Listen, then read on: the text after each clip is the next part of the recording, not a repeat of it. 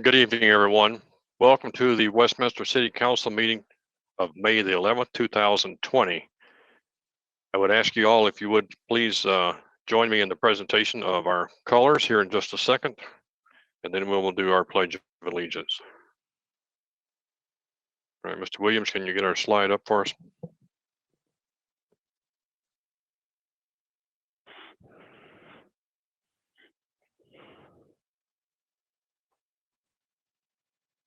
All right, thank you very much. Ladies and gentlemen, if you would at this time, please join me in the Pledge of Allegiance. I pledge allegiance to the flag of the United States of America and to the republic for which it stands, one nation, under God, indivisible, with liberty and justice for all. Ms. Parker, at this time, would you please take the roll? Mayor Atchison. Here. Councilor DeMott. Here. Mayor Pro Tem Seitz. Here. Councilor Seymour. Here. Councilor Scully. Here. Councilor Smith. Here. And Councilor Voles. Here. Thank you, Council. Everyone is present, and we appreciate everyone being here tonight. Those of you who are listening in, we also appreciate you joining us tonight.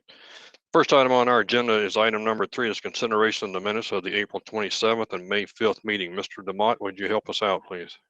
Thank you, Mr. Mayor. I move that the City Council approve the minutes of April 27th, 2020 and May 4th, 2020 as presented. Would you change that last piece to May 5th, please? May 5th, 2020 as presented. I got it 2 different places. So staff, is it May 4th? It should be May 4th, not May 5th. Apologies, it is May 4th, Mr. Mayor. Okay, thank you very much. So, Mr. DeMott, I apologize. We is May 4th. Ms. Smith, That's I have you as a second. Second. All right, I have a motion and a second. All those in favor signify with a voice vote of aye. Aye. Aye. Aye. Any opposed? Hearing none, the motion is carried. Next item on the agenda is presentations. We have none. For the record, Ms. Parker, do we have any public comments submitted by the public today? No, sir, there were no public comments that were received today. All right, thank you, ma'am. Mr. Tripp, moving to you. Report of city officials, please. Mr. Mayor, members of the council, the only thing I'd like to say this evening is that how proud I am of all the employees of the city and the work that they're doing, all of them under different circumstances, and all are heroes in their own way, from people that are on the front lines of this public safety matter, people making sure that we pay our bills, that we collect the revenues of the city for the various services that we provide, that we continue to answer questions and comments from folks, and the folks that are at home and now have children that they're spending part of their day keeping their education current, and many of them I know are working into the night to get their work done. So they're all doing an extraordinary job, and I'm just really, really proud of all of them. And I hadn't said that for a while, and I know, Council, you feel the same way. I appreciate the kind comments many of you have all had about their work, and I just want to tip my hat to them today. Thank you for the opportunity. Turning to the council, to have council any comments? Ms. Seitz?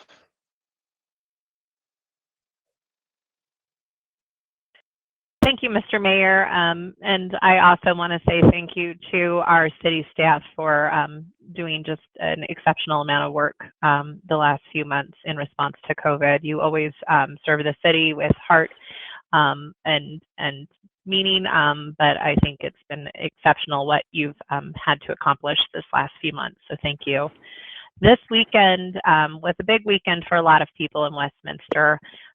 Whether you were a graduate or had a graduate in your family that didn't quite have the ceremony they expected, or whether you were a mom, things looked a little different, and our normal celebrations looked quite a bit different. But I did want to shout out to all of the moms out there We appreciate what you're doing, and we recognize that your job has become more challenging in COVID for a lot of us, having to add a new role of teacher to our titles. And so thank you so much for all that you're doing and for helping our children. This year, Mother's Day hit women at a time that they're definitely impacted. I just read in an article in the Washington Post that the unemployment rate for women is the highest it's ever been since it's been recorded. It's the first time it's ever been in double digits since 1948, and it's at 16.2%, so 3 percentage points higher than it is for men, because COVID has disproportionately impacted a lot of industries that women tend to work in. So at the same time, women's often are the primary child caregiver. They've had to deal more with that. And then we've also seen that child care options have gone away, and we don't know if they're coming back in the summer, making their future recovery questionable. So I did want to let you know we're mindful. We're looking at that when we're making public policies, and thinking of you and thanking you for all you do in the community. So with that, I will say goodbye.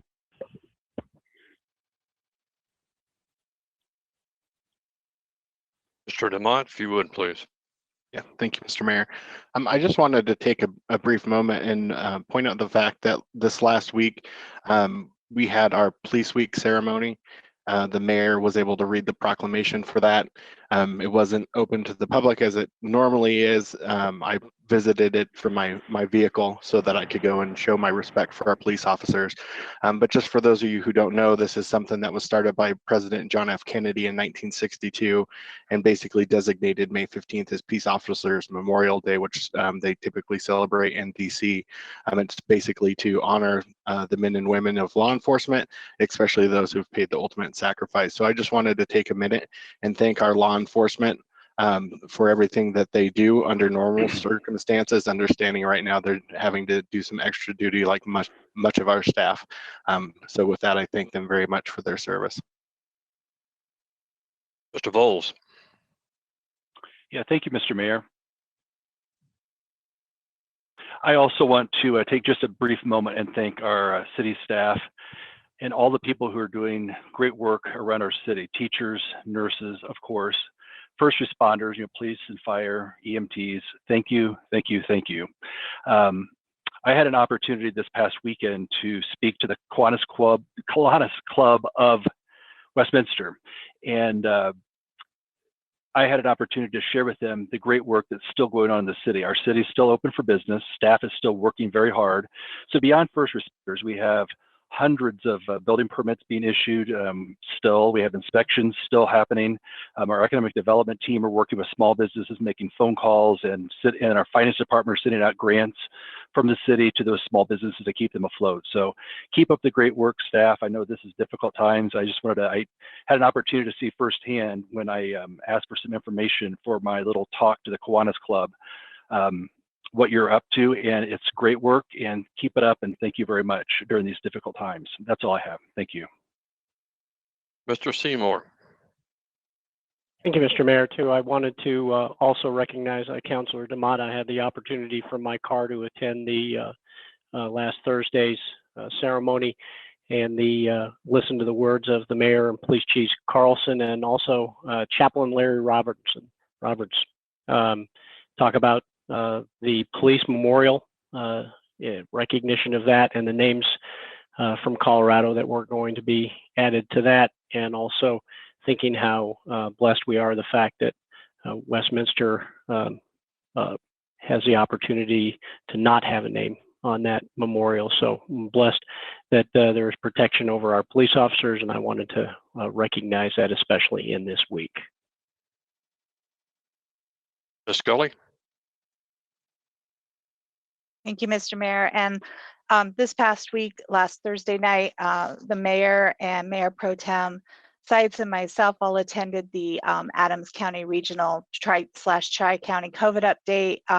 Those are always very interesting. There's a lot of work being done in both of our counties, and so I just wanted to give a shout out to our county representatives who really work hard to make sure that we all are staying healthy and working together through IAGAs and partnerships. So thank you for that. And also I'd like to give a big shout out to our Chamber of Commerce, our Westminster Chamber of Commerce. Juliet does an amazing job. She has a lot of great opportunities to listen to speakers almost every single day. And I truly appreciate that. Today the mayor was on, and I know that Mayor Pro Tem Seitz and myself were both on it as well to listen. Great questions from our businesses that belong to the chamber, and great job, Juliet. So thank you very much. Ms. Smith. Thank you, Mr. Mayor. I just want to reiterate what all of my colleagues have said. Great work that's happening in Westminster with the chamber, with our employees, with our emergency personnel. Last week was Nurses Week, and I took a drive up by 144th by St. Anthony's North, and a big sign out there that said heroes work here, and that's absolutely true, and all across Westminster. So just wanted to give a shout out to everyone who's working hard to keep everyone safe. So thank you, and just know that in the sake of time, I am also agreeing with all of my colleagues and congratulating everybody, seniors, teachers, moms. Y'all are amazing, so thank you. Any other comments from council?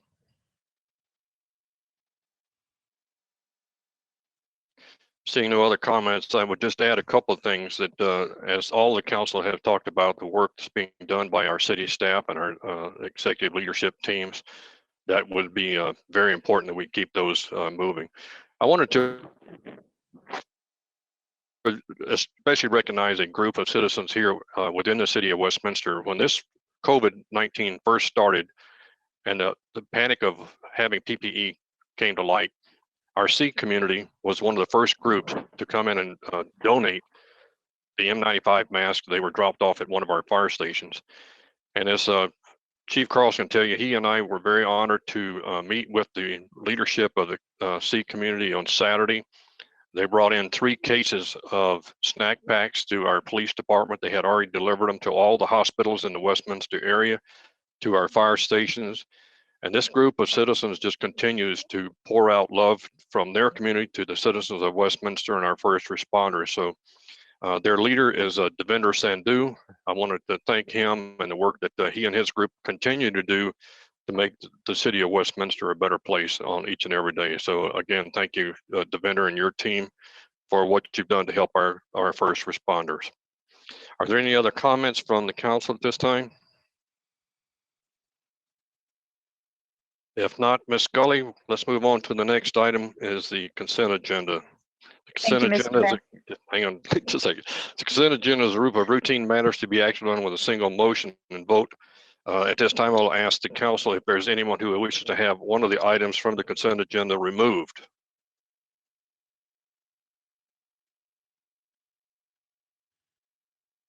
All right, seeing none, then I will ask the council to move forward with the motion. And Ms. Scully, would you do the honors, please? Thank you, Mr. Mayor. I move that the City Council adopt the consent agenda, items 8A through 8B. Ms. Smith? Second. Okay, I have a motion and a second. Ms. Parker, this is a roll call vote, if you would, please. Mayor Atchison. Yes. Atchison votes yes. Councilor DeMott. Yes. DeMott votes yes. Mayor Pro Tem Seitz. Yes. Seitz votes yes. Councilor Seymour. Yes. Seymour votes yes. Councilor Scully. Yes. Scully votes yes. Councilor Smith. Yes. Smith votes yes. And Councilor Bowles. Yes. Bowles votes yes. Thank you, council. That motion carries on a 7-0 vote. Next item on our agenda is appointments and resignations. And before I move this for a motion, Judge Swords, would you like to tell us what's going on at the court? Thank you, Mr. Mayor. I would. What's happening at the court is we recently had our associate judge Candace Klein was appointed to the U.S. Attorney's Office in Denver, and we certainly want to thank her for her service and commitment to this city.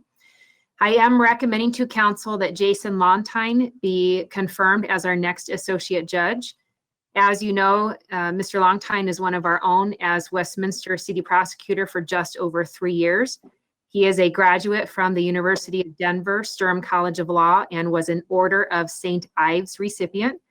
He has a wide breadth of experience since graduating law school, to include practicing both prosecution and defense, criminal and civil, and at the local, state, and federal level. One of the areas that set Mr. Lontine apart from the rest of the very qualified pool of candidates was his vision and demonstrated commitment to innovation. While working at a community-based organization in Vermont, he played an integral role in developing a juvenile court program that was the first of its kind in the state at the time, and that program is still thriving today. Mr. Lontine has been an exceptional employee during his tenure with the city, and having appeared before me for the past 3 years, I've seen firsthand that he exemplifies all the characteristics that make for an exceptional judicial arbiter. He knows what it means to be fair and impartial while treating everyone that walks through our doors with the utmost respect. I've also seen that he fully embraces our spirit values. It is my request that you confirm Jason Lontine as our next associate judge. And with this confirmation, I can assure you that we will continue to put the imprint of justice on every case to the best of our ability. Thank you, Mayor. Thank you, Your Honor. At this time, I will move to the motion. Mr. Demott, if you would, please. Thank you, Mayor. I move to appoint Jason Langting as Associate Municipal Judge, Court Judge. Ms. Smith, Second. I have a motion and a second. Comments, Mr. Bowles. Thank you, Mr. Mayor. I have just a quick question. I saw on the information packet we were sent about this appointment that he received the Order of St. Ives. That may be specific to Denver Law School. I don't know what that is. Can anyone, Judge, can you tell me a little bit about what Order of St. Ives is, or what that, I assume it is an academic achievement of some kind. Thank you.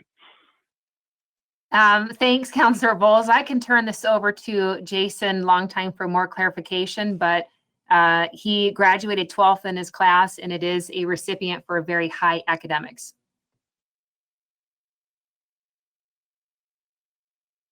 Mr. Bowles, that answer your question? It does. I guess it does. High academics. Well, thank you. I was just wanted to learn more about what that order is. I hadn't heard of that before, but thank you very much. All right, thank you. At this time, I have a motion and a second for the appointment of Jason Lontine as the municipal court judge. Ms. Parker, this is a roll call vote, if you would, please. Certainly, Mr. Mayor. Councilor Demott. Yes. Demott votes yes. Mayor Pro Tem Seitz. Yes. Seitz votes yes. Councilor Seymour. Yes. Seymour votes yes. Councilor Scully. Yes. Scully votes yes. Councilor Smith. Yes. Smith votes yes. Councilor Bowles. Yes. Bowles votes yes. And Mayor Atchison. Yes. Atchison votes yes. This motion is barely squeaks by on a 7-vote vote. Jason, I think you're on the line, so congratulations and welcome to your new position. And Thank you very much. I feel very sorry for you when this thing starts to become real, that you're going to have to do a lot of work very soon with our courts returning, we hope, very soon. And again, congratulations, and that puts us back to full complement in our judiciary panel at the courts, and we are pleased to have Jason joining us. The next item on the agenda is item 10A. This is resolution number 16. And Ms. Scully, if you would, please. Yes, sir. I move to adopt resolution number 16, authorizing an intergovernmental agreement between Jefferson County and the City of Westminster regarding the CARES Act local government distributions. Ms. Seitz. Second. Thank you. I have a motion and a second. Is there any questions or comments by council? Mr. Frankel, if you would, please. Yes, Mr. Mayor, this is Dave Frankel, the city attorney. I wanted to update council, and it's possible that Mr. Lindsay might have more up-to-date information, or Mr. Dorr, but the IGA with Jefferson County concerning the CARES Act local government distributions identifies a portion for Westminster of $3.528 million. And the last word that I heard from Jefferson County, that number might actually be slightly lower at $3.471 million. So I defer to Mr. Lindsay or Mr. Dorr if they have more up-to-date information, but I wanted council to be aware that it's possible that the draft that's in tonight's packet would be amended to reflect a slightly lower number from Jefferson County. Mr. Dorr, can you help us out? Thank you, Mr. Mayor, members of City Council. This is Larry Dorr, Chief Financial Officer and Deputy City Manager. First, I want to say thank you, Mayor and Council, for your consideration of this intergovernmental agreement. And I'll have a few more comments in the update related to COVID-19 later in your agenda. But as I think you know, city staff has been working very quickly and very diligently with both counties to arrange for these intergovernmental agreements. They're very similar, though with some slight differences. And along the way, we have been making various calculations as to the distribution to Westminster based on population. And very late, we've gotten just a couple of different numbers from Jefferson County. As you can see, as Mr. Frankel described, there's a discrepancy of $57,000. But just as of this afternoon, we hadn't yet gotten a response from the county attorney or a county manager. So at this point, we still believe it makes sense. We're still refining the final number as to what that will be, but obviously it's going to be a meaningful distribution to the city. We want to receive the authority to execute the agreement, whether it is the 3.5 or 3.4 number. Either way, it will bring significant federal funds into the Westminster community. So our recommendation is to proceed forward, and I'll certainly have an update a little bit later tonight in comments and at next week's meeting as to what was the final calculation. But we had one number from the county manager's office, another from the county attorney, and we will sort that out as rapidly as possible. Thank you. Mr. Frankel, before I open it up for comments, if we adopt it as it's written in the motion that does not cite a specific number, is there any issue that we just leave it as that and then let the final decision come when we get our formal release from the county? I believe that would be fine. I just wanted council to be aware that the number might go down slightly from the draft that's before you tonight. Okay, thank you, sir. Ms. Seitz, you had a comment.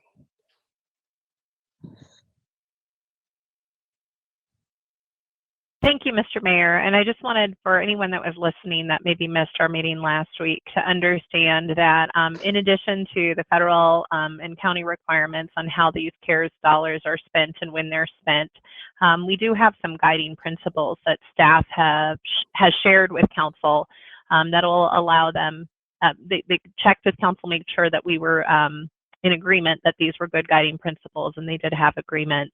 And I would just like to really quickly read them because I think it adds comfort and allows for some more immediacy in decision making on the staff level. But they are economic recovery, aid in the recovery of our local economy by providing businesses with grants and other support, social recovery, aid in recovery of the quality of life in Westminster by providing programs that rebuild community connections and promote wellness, people and programs serving people, provide and help partners supply housing and food security to vulnerable and impacted populations, local government recovery, help city employees and visitors respond to changing work environments in an innovative way that ensures the health and safety of all, and then community sustainability, maximize federal disbursements with deliberate planning to achieve community sustainability. So those are the overarching principles, but these do have to be reimbursements for costs incurred by the city due to COVID-19. So I know there will be a lot of scrutiny by staff, but those are the principles they're using. Mr. Voles? Thank you, Mr. Mayor. Yeah, just for the record, I want to confirm that I think our packet said the money needs to be spent by the end of this year, so December of 2020, and it comes in two parts. Because if I remember right, Adams County was 3 different disbursements, and it sounds like Jefferson County is doing 2 disbursements of the funds. Is that correct? Thank you. Mr. Dorr? Yeah, thank you, Councilor Bowles and Mayor. Yes, that's correct. There are 2 disbursements. That's one of the primary differences. The other one being is that rather than have a December 4th deadline for returning the funds, rather, and it's just to go to the details, it's in page 5. I believe it's section 4C. It talks about 5E. It describes the return of funds and that the city will have to make a report of its anticipated unused funds by September 1st. So a little bit of a difference between these two. And I mentioned that they're substantially similar, but there are a couple of slight differences. And I think that's the primary one here with the Jefferson County Intergovernmental Agreement. But I think that we remain confident as a staff that we will be able to implement all the initiatives related to the guiding principles that Mayor Pro Tem Seitz just described before these various deadlines. It's going to take some attention and focus to do that. But again, we will share and be working with these deadlines all along the way with them very keenly on mind. But yes, it requires a report of anticipated unused funds by September 1st. Doesn't mean they have to be dispersed as early as the Adams County agreement, but requires a very clear and descriptive plan be provided by the county. So those are the 2 main differences: two disbursements to the city versus 3, and then rather than the December 4th deadline, there's this September 1st report of unanticipated unused funds, rather. Yeah, thank you, Mr. Dorr, for that answer. That's helpful. I appreciate that. And I also want to thank you and your staff, your work, and Mr. Frankel and his staff, our city attorney, for their work on this agreement. Thank you for this. Is $3.5 million coming to our city potentially, so thank you very much. I plan to support this. I also want to thank Mayor Pro Tem Seitz for reading the guidelines. That's very important, and I think that was a good reminder. What we have guiding principles that keep us on track with these funds. Thank you very much. Does council have any other comments in regards to item 10A? Seeing none, I have a motion and a second. Ms. Parker, this is a roll call vote. Thank you, Mr. Mayor. Mayor Pro Tem Seitz. Yes. Seitz votes yes. Councilor Seymour. Yes. Seymour votes yes. Councilor Scully. Yes. Scully votes yes. Councilor Smith. Yes. Smith votes yes. Councilor Bowles. Yes. Bowles votes yes. Mayor Atchison. Yes. Atchison votes yes. And Councilor DeMott. Yes. DeMott votes yes. Thank you, council. This motion now carries on a 7-0 vote. And as we all are very well aware, this is moving on to help us recover some of the cost that we've incurred as a city. And we appreciate the county's sharing back with the CARES Act money as well. The next item on our agenda is item 10B. Council, a reminder, there are 3 different parts to this, so let's address one part at a time. First item up is item 10B1.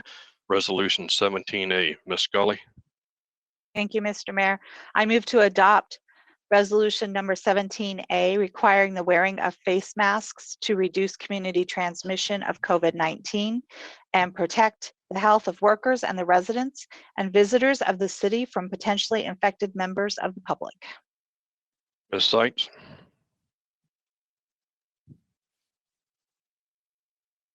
Second. I have a motion and a second.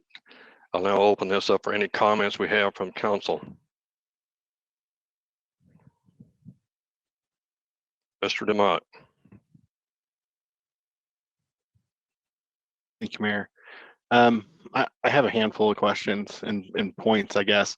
So I was kind of surprised to see this on the agenda to vote because I thought we were waiting for some feedback. So I'd like to try to get some feedback on a handful of items, and so I don't know if you want to take them one at a time, but I'd point out a couple things. First off, is this so far has been through the governor and the health departments all saying that they don't want a mandate, that they recommend, which is what I would prefer. Is we recommend. I have a lot of concerns about people not being able to get masks, people not being able to wear masks for different health reasons, and that kind of alludes into a couple of my questions. So one of the things that I don't recall us getting a full answer on is enforcement of this.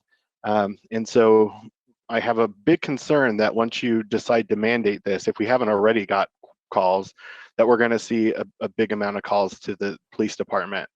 And I'm just curious about how they feel about enforcement of this, especially with different medical laws. For example, if you approach somebody who says, hey, I have a medical condition, like who gets to be the judge of that? Because there's a lot of privacy rules around that. So I'm curious on that, the ability to actually enforce. I know that our people are busy right now, as they're always busy, but it seems like there's a lot more going on right now. So I'm just curious the police department's take on that, since I don't believe that we've got an answer back on asking for that feedback. Let me turn to Mr. Frankel, if you would, please. Thank you, Mr. Mayor. Dave Frankel, City Attorney. First, to Councilor DeMott's question, if I misunderstood Council's direction last Monday, I apologize. I had sought to get some clarity as to what Council wanted brought forward, and I've given some options for Council consideration. 17. There are 3 documents, obviously, in this agenda item. 17A is a mandate to wear face masks. 17B would implement a city-sponsored educational campaign. And I've offered a third choice, which is 17C, which is a combination of some elements of the other 2. 17C, in addition to the educational outreach program, would urge the wearing of face masks at businesses and in public where social distancing is not possible, as opposed to requiring. And it would also require face masks only for those entering and doing business in City of Westminster facilities. So it's important to understand that 17C is designed as an alternative to A and B. So tonight, with these up for consideration, I'm just wanting that to be more clear than it maybe was. Relative to the enforcement challenges, I believe Chief Carlson is available to field questions of Council on that subject, as indicated in the agenda memo.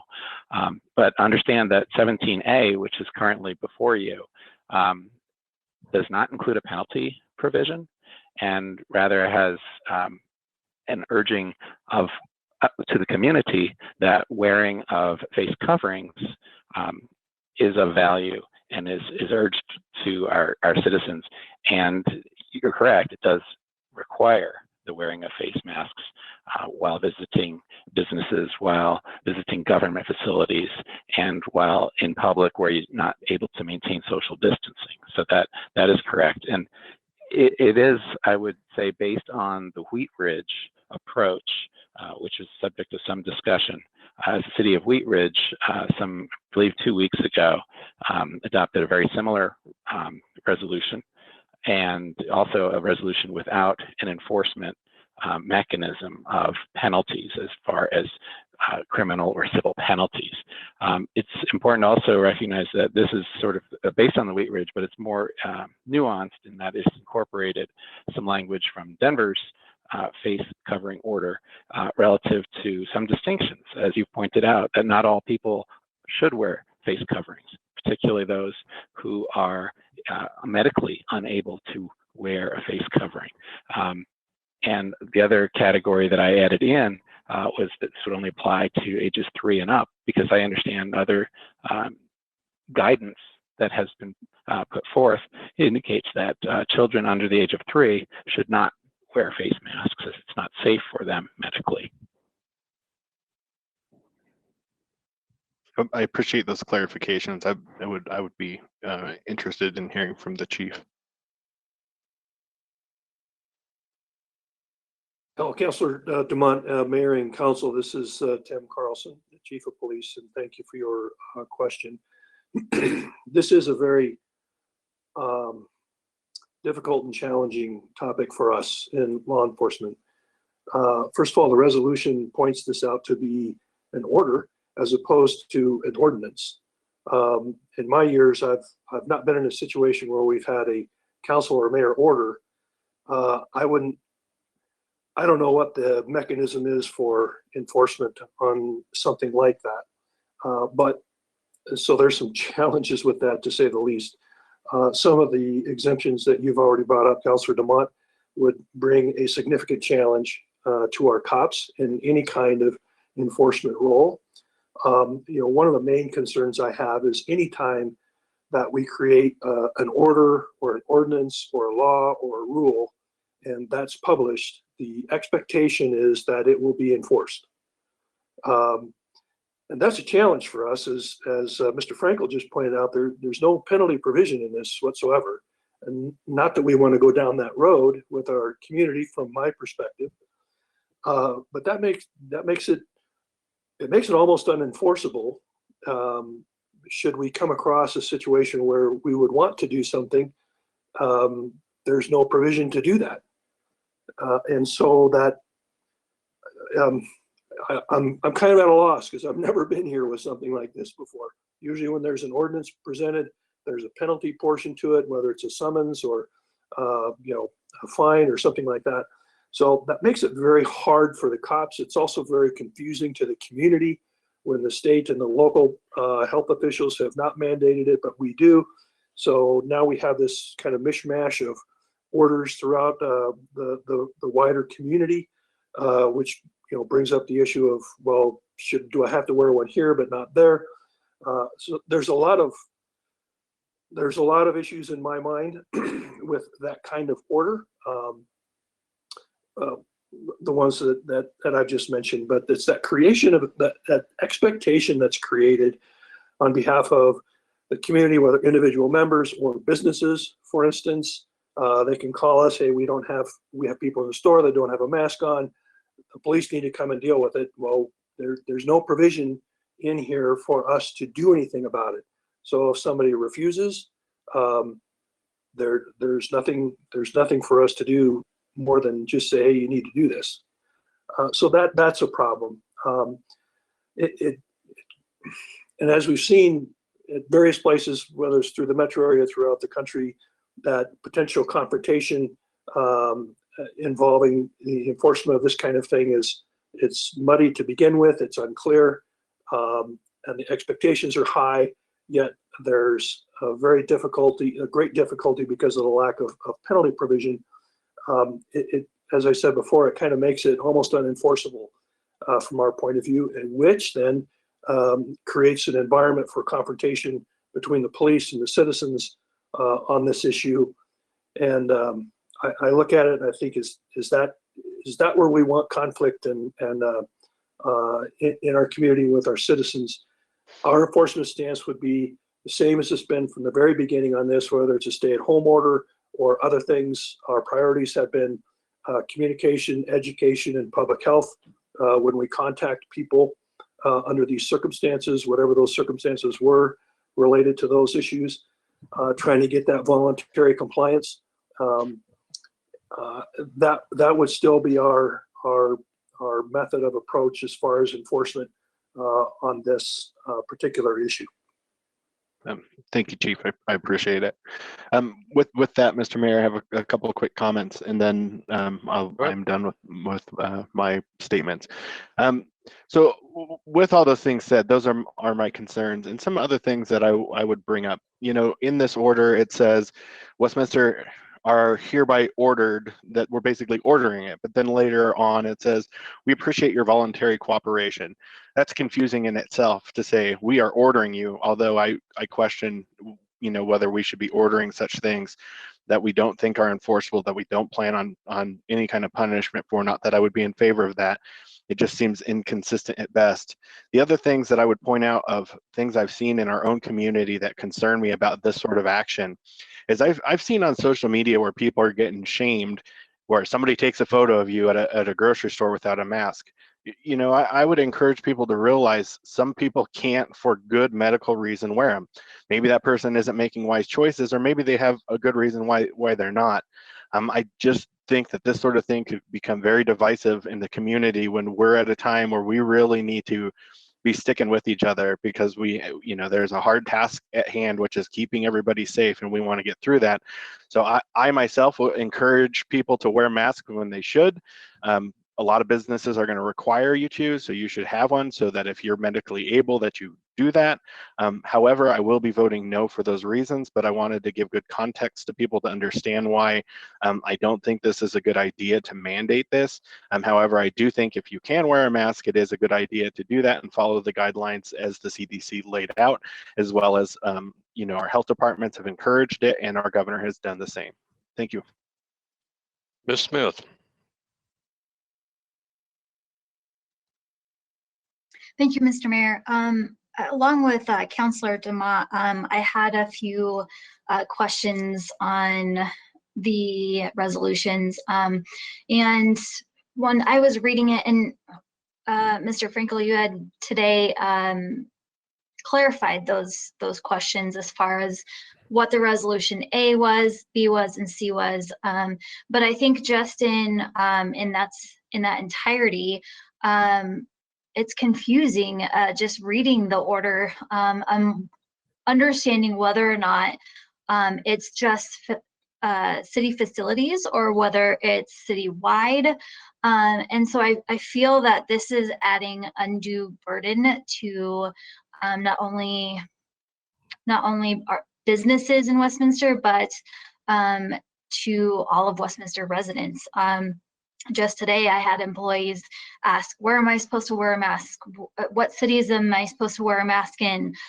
So I think that that becomes confusing, especially with Westminster in two different counties, with Adams County and Jefferson County. I understand if we were to approve this resolution, it would be Westminster wide, which would then include two counties.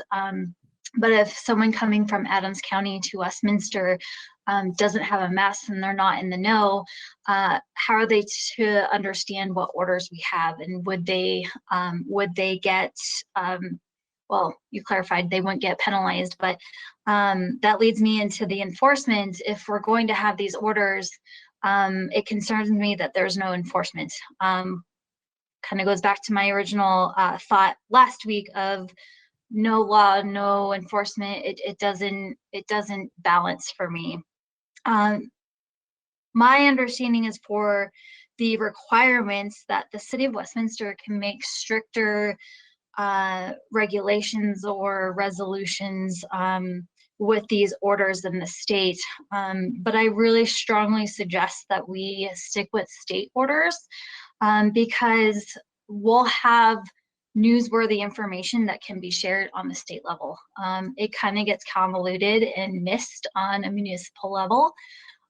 So when we have a resolution date of, I think it was, if we were to approve, it would be passed and adopted by the 11th of May, 2020.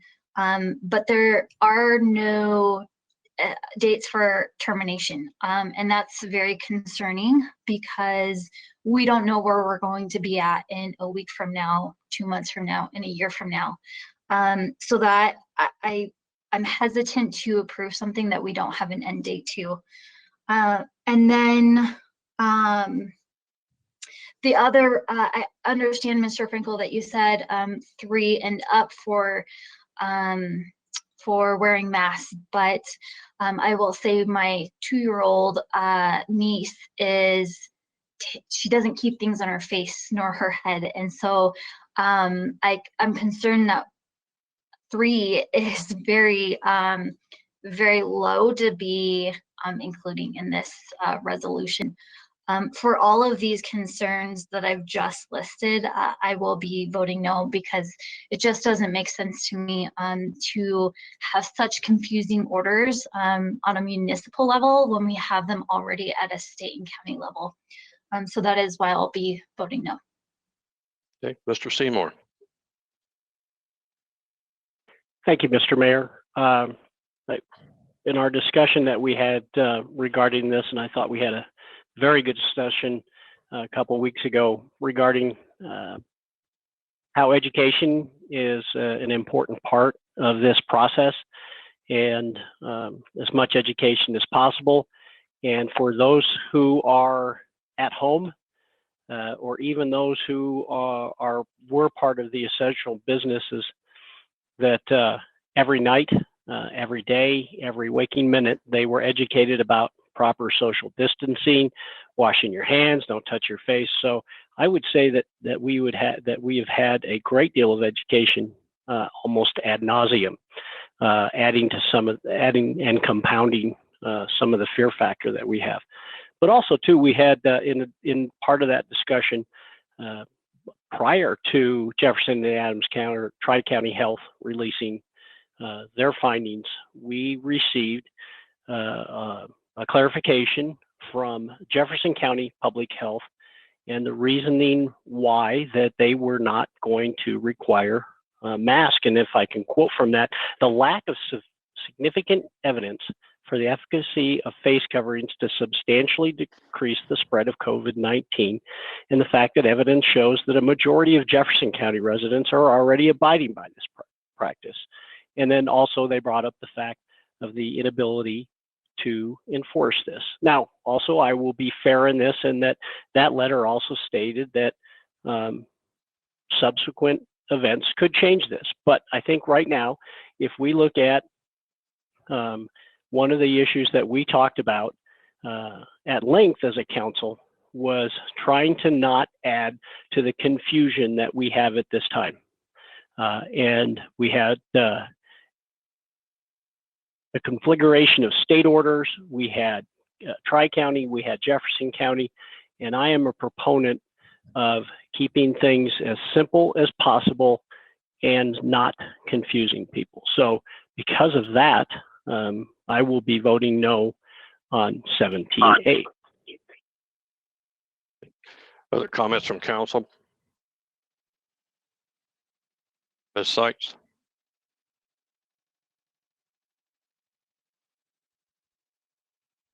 Thank you, Mr. Mayor, and thank you to our police chief for answering those enforcement questions, and for my colleagues kind of stating where they're at and why. I have a quick follow-up question. What enforcement did we do in regards to the stay-at-home order? Good evening, Mayor Pro Tem Sites. I'll be happy to answer that. Our enforcement stance in relation to the stay-at-home order was just as I described. It was one of education, communication, and public health. So we tried to emphasize those when we had that, when we came across those circumstances. And I would say that that was, well, I know that it was consistent with the stance of the Colorado Chiefs of Police, the Sheriff's Association, and that was kind of the consistent enforcement pattern that organizations use throughout the state. Mm-hmm. So I guess I am at a loss as to why this would be materially different. Well, I think for the reasons I've already pointed out, I don't see it as different. I see it as an issue of education and communication and public health, and trying to get people to comply voluntarily with this, as opposed to the method, penalty, and punishment to get people to comply.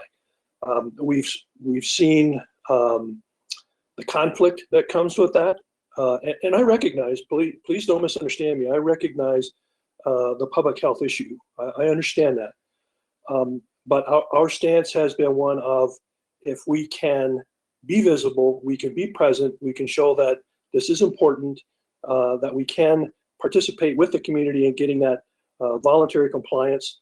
I see these as very similar issues, as opposed to the stay-at-home. We did the communication, the education, the emphasis on public health. I don't see the wearing of masks any different from an enforcement perspective. That's why I say our enforcement of this, should it pass, would be the same. Right, and that's what I contemplate as well. I don't know if people saw, but even today, the White House is mandating for workers to wear face masks at the White House because it has become clear that face masks are an important tool for prevention and stopping the spread of the disease. I know that Denver, Boulder, Superior, Wheat Ridge, Lone Tree, I believe Louisville, and probably, I think Littleton as well, Larimer County and Fort Collins have all passed face mask ordinances. And my understanding is I watched a presentation by the governor, and he specifically said he welcomed local governments and supported local governments' efforts to mandate face mask coverings, specifically because each local government could choose and would have the capacity to handle enforcement. So it was more appropriate at that level. So to me, making sure that we're not penalizing people, but educating people, and then also giving the cover to our business community that doesn't want the backlash of asking someone to wear a mask, but does want to protect their fellow, the other customers, their employees, I think is a valid reason to want to have this, even without the teeth. It gives them the cover to say, this is the law in Westminster. Or this is the order, as you clarified, this is the order in Westminster. I guess I do like simplicity. I would prefer that it's very easy for everyone to know how to navigate, how they comply with orders. I think that oftentimes that can be a sticking point for business and government. That natural tension is, hey, I want to do a good job, just tell me what I have to do the first time. However, simplicity is not a value in and of itself. I think public health trumps that desire. And in this circumstance, if we saved one person's life, would it be worth it? If we prevented one person from having to go on a ventilator, would it be worth it? And to me, the answer is yes.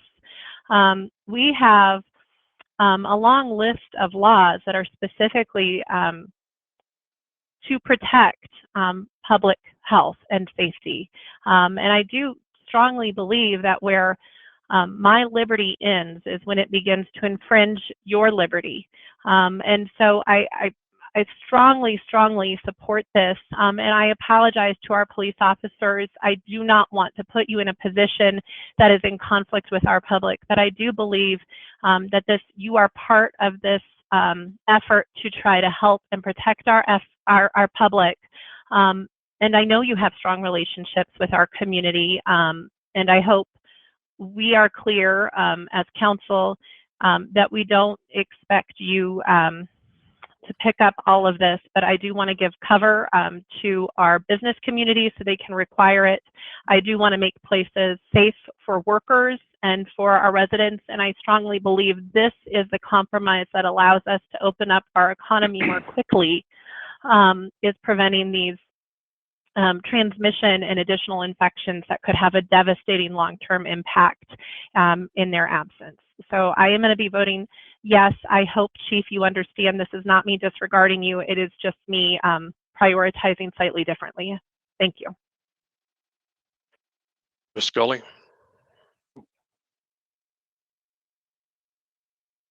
Mr. Mayor, Mr. Rolls was ahead of me. Okay, it's just not showing up that way on my panel. So, Mr. Voles, would you like to go ahead then? Sure. Thank you, Councilor Scully. I wonder what happened there. I think Mayor Pro Tem Seitz made some very excellent points, and I agree with all of them. I do view this, well, first of all, I think we're in good company. Cities and towns all around our area, all around the region are doing this, and for good reason. I think these are the values that really bind us together as a community. We want to help each other out. We want to protect each other, and I think this goes somewhat towards that. And like I said before, I view this as help for our businesses. If we pass this order, they can kind of rely on this and use this to help themselves. So I think it's something I support. I have to say, I've been contacted by many, many residents about this very specific issue, all of them. many people, all of the residents who I've heard from so far have been in favor of this order, or order similar to this. I've heard none against so far, so before today.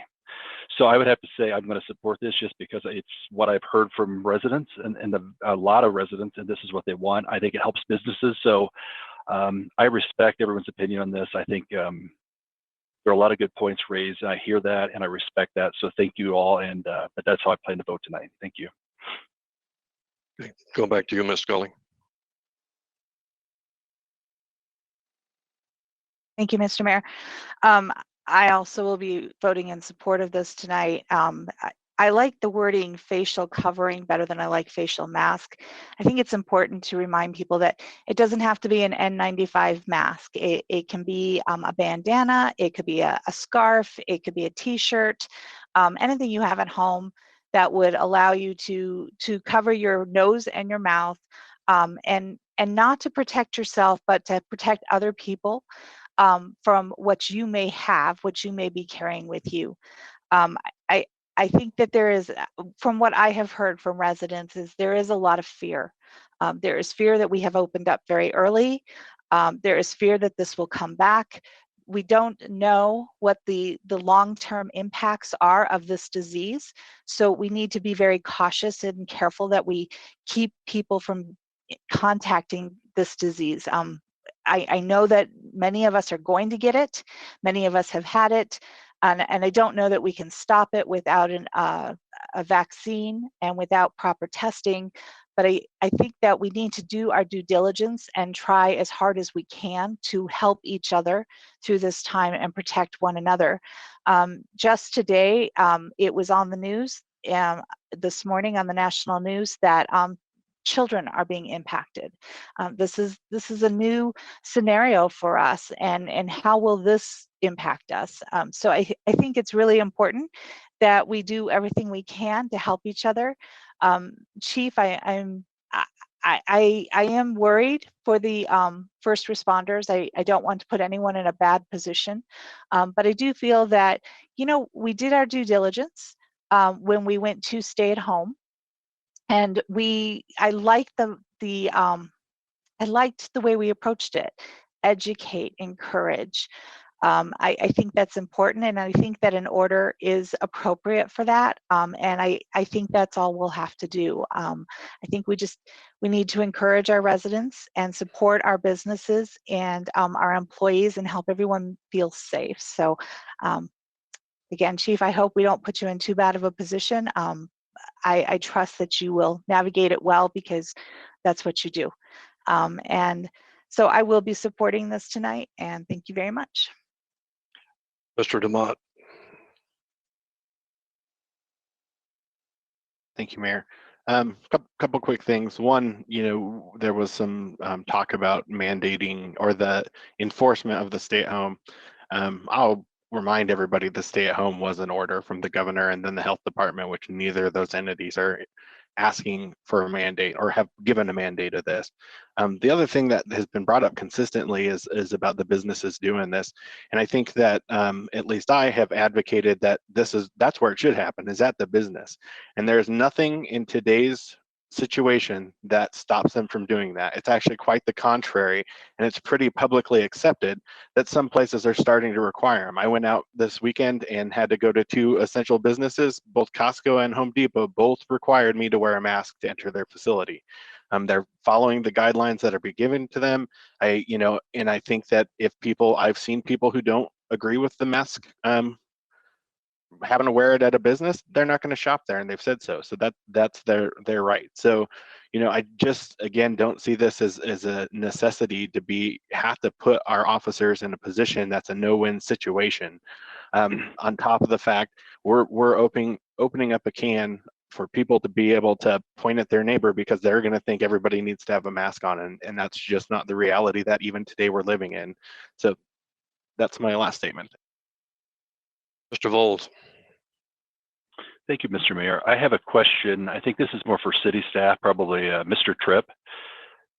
Is there a possibility that masks would be available or provided to people who can't come up with one somehow. And I think Councilor Scully made a really good point. It can be a handkerchief, or you get all kinds of things you can do, but is that something that's being considered? Thank you. Mr. Tripp, would you like to respond? Certainly. Councilor Bowles, I'd be happy to respond. A couple of weeks ago, when we talked about this first, we offered that alternative, an alternative to that issue, and that would be for the city to acquire masks and to make those available to businesses. We think it is a CARES Act eligible activity. And I can tell you that we've done a little looking at that as to what a program would look like, and we'd be able to execute something fairly quickly. We have a source available that we've located through our innovation team that has a sizable number of face coverings, not N95 masks, because we don't want to disrupt that supply chain for those healthcare workers and public safety workers, but for face covering. So it is possible to do that, and we believe that CARES Act money would be appropriate as a source for that. Since I would anticipate maybe someone would ask how much would that be, I would say that if you authorized up to $100,000, we would be covered in that way. And of course, if you wanted to do less, we could certainly do that. But I would recommend up to $100,000. Okay, thank you for that answer. That's all I have, Mayor. Thank you, sir. Are there other comments from the council members yet? Ms. Smith. Thank you, Mr. Mayor. And this is mainly a question to my colleagues. I'm just curious. It sounds like you're the three Mayor Pro Tem, Councilor Scully, and Councilor Bowles are in favor of a mandate. And I'm just curious what got you to that point, because I believe it was 2 weeks ago. I've lost track of time now. But 2 weeks ago or so, I think we've all come to the conclusion that we're willing to be the in-between and look at educational opportunities for our residents. And I'd like to understand what got the pendulum to that point as far as where you're at with that. I see people on all spectrums improperly using their masks, having it around their neck, touching or readjusting masks. So while it can be helpful in a spread, heck, today even I saw someone cough through their mask. I don't know if it's just because they thought it was there to protect them, or if they truly didn't do the Dracula cover the mouth, but it's things like that that haven't truly convinced me that the masks are all there.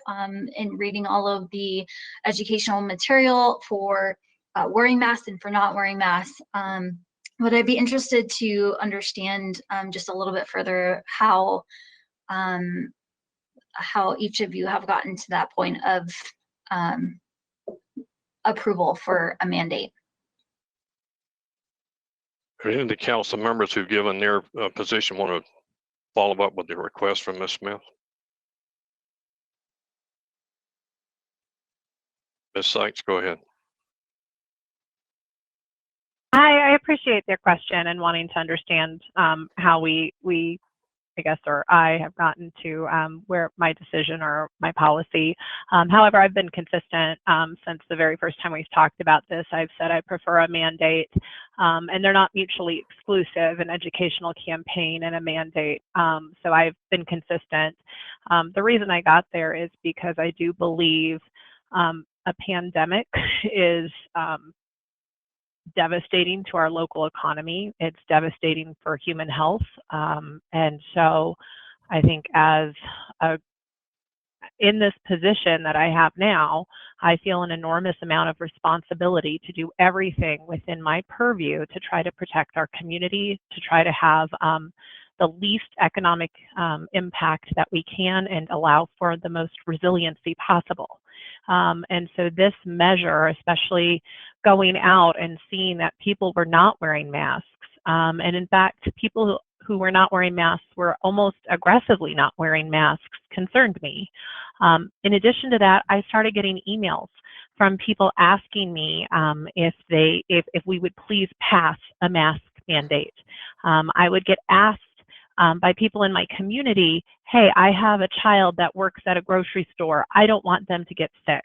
I don't want my kid to get yelled at for asking someone to put on a mask. Really, can't you step in? This is your role. So all of that has come together and kind of confirmed for me that we should do our part to protect this community. To me, this is part of the oath I took, and I'm happy to exercise it. So that's how I got here. Ms. Scully? Thank you, Mr. Mayor. Yeah, I appreciate the question. I think it's important that we understand how we've gotten to where we are. I also believe that I've been very consistent from the get-go. I have motioned a couple weeks in a row now for this order and have appreciated the discussions back and forth, but it hasn't moved me or changed my mind. I truly believe masks are important. I see this, like Mayor Pro Tem cites, as I understand we need to get our economy moving and that we need to get people back to work. And the only way I think we can do that is by working together and making sure that we are protecting one another in this process. As someone who will have teenagers this summer working out in the public and on those front lines, I want to make sure that they're being protected, and I want to make sure their friends are being protected. I want them to have an opportunity to live a life. And this has progressed over the last couple of weeks as well. And I think it just every day, my belief that we need to wear facial coverings as often as we possibly can when we're out is essential. Just, you know, having the White House be impacted, listening to our Tri-County and Jefferson County meetings and hearing their concerns, listening to our fellow cities around us as they make this similar decision, and knowing that we just don't know a lot about this disease yet. And so if we can do something to help our fellow man, I think that's really important. And then, you know, I've done a lot of reading because, you know, I do listen to the arguments on both sides. I do hear what people are saying and their frustrations with their freedoms and their liberties. And I've done a lot of reading on it lately just to understand where does liberty begin and where does it end. And, you know, Abraham Lincoln really said it best, I think. He said that liberty is different for you and for me, but it should not, and I'm paraphrasing, but it should not trump the public health and public safety. And that we have to work together is, I think, what he was really trying to say. And I really believe that. I've come to really adopt that as a philosophy, that this is a public health situation and we need to work together to protect one another. And we're not asking people to wear N95. We're asking for T-shirts and we're asking for bandanas, but we do need to do it in order to get our economy moving again. Mr. Vols? Thank you, Mr. Mayor. Councilor Smith, thank you for asking that question. I appreciate that. Enough has been said here, some really good points made that I totally agree with. I also feel that I've been very consistent. A couple of weeks ago, we sent a letter requesting in the process that our county health departments that serve our city add this to the safer at home order that they were contemplating. Now what's happening is cities all over the region are doing it. And like I said before, I think we're in good company, good cities with people just like us are doing the same thing. So the other point, I'll just add one other point. I've had many people contact me through social media, through emails, phone calls at my home who are requesting this. So I feel like I'm representing a large contingent of our residents who are reaching out and being very vocal, and they want this and they want it desperately. So I plan to vote for it, and I want to listen to them and hear their voice and act on that. I think it's the right thing to do. So thank you for that question. I think it's really nice. Thanks. Mr. Demott? Thank you, Mayor. I hate to belabor the point, but I just wanted to add a little bit more context after hearing some of my colleagues and their points. And I understand again where they're coming from, and I think we've all got a litany of phone calls or emails about this, and evidently we didn't get all the same ones. I've got people on both sides of the discussion, to be frank. One of the other things that I'm concerned about is the people with mental health issues that, such as my own kids who can't wear them for anxiety reasons. And I'd hate to see this again, this continued, people think that they need to take it upon themselves to shame people or point people out who they don't understand why they may not be wearing one. And I think that that's the, again, and I think that's the door that you're about to open if you pass a mandate. Ms. Smith. Thank you, Mr. Mayor, and thank you to my colleagues for finalizing your thoughts on that. I do see your points, and I understand that you are being a voice for residents, and I truly appreciate that. I too haven't had one side or the other, and so that's why I'm truly asking how your thoughts of coming to a middle ground of us working together on an educational basis, more of a recommendation and not a mandate, has moved you to a mandate. So I find it unfortunate and kind of disheartening a little bit that we've gotten to a mandate point when I truly thought that we were, as a council, to a point where we were on middle ground, truly middle ground. But thank you. Thank you. Ms. Seitz.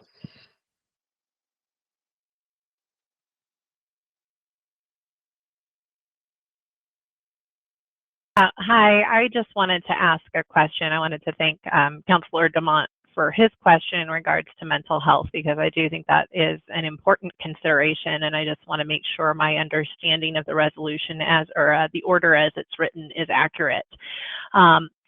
City Attorney Frankwell, if someone did have anxiety, would that count as a medical reason for them not to wear a mask? Would they be able to not comply? My guess would be that would be enough.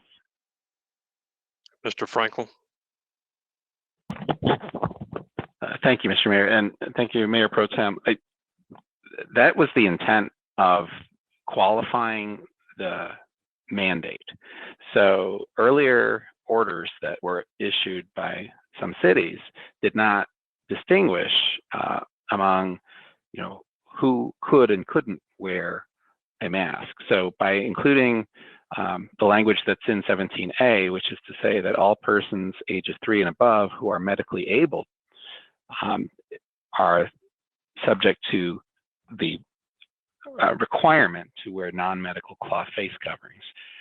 So I think that language, that who are medically able language, would encompass a broad range potentially of individuals who are not able to wear non-medical cloth face coverings. So I think it would, and that is the intent of trying to recognize that not everyone is able or should wear a cloth face covering. So I want to say thank you for amending the original, or not our original, but other orders to include that protection. And it's interesting how two people can care about the same population and also worry about shaming. I've seen a lot of shaming on the other side as well, and it's been really surprising. But I do think that with an order, there's actually more clarity. If you see someone without it, the assumption then is that they can't have it. Because there's folks with COPD, there's folks with lots of issues that it might not be possible to breathe through a facial covering, which I recognize. And, really recognizing that those face masks are not as much about protecting you, but rather about protecting other people.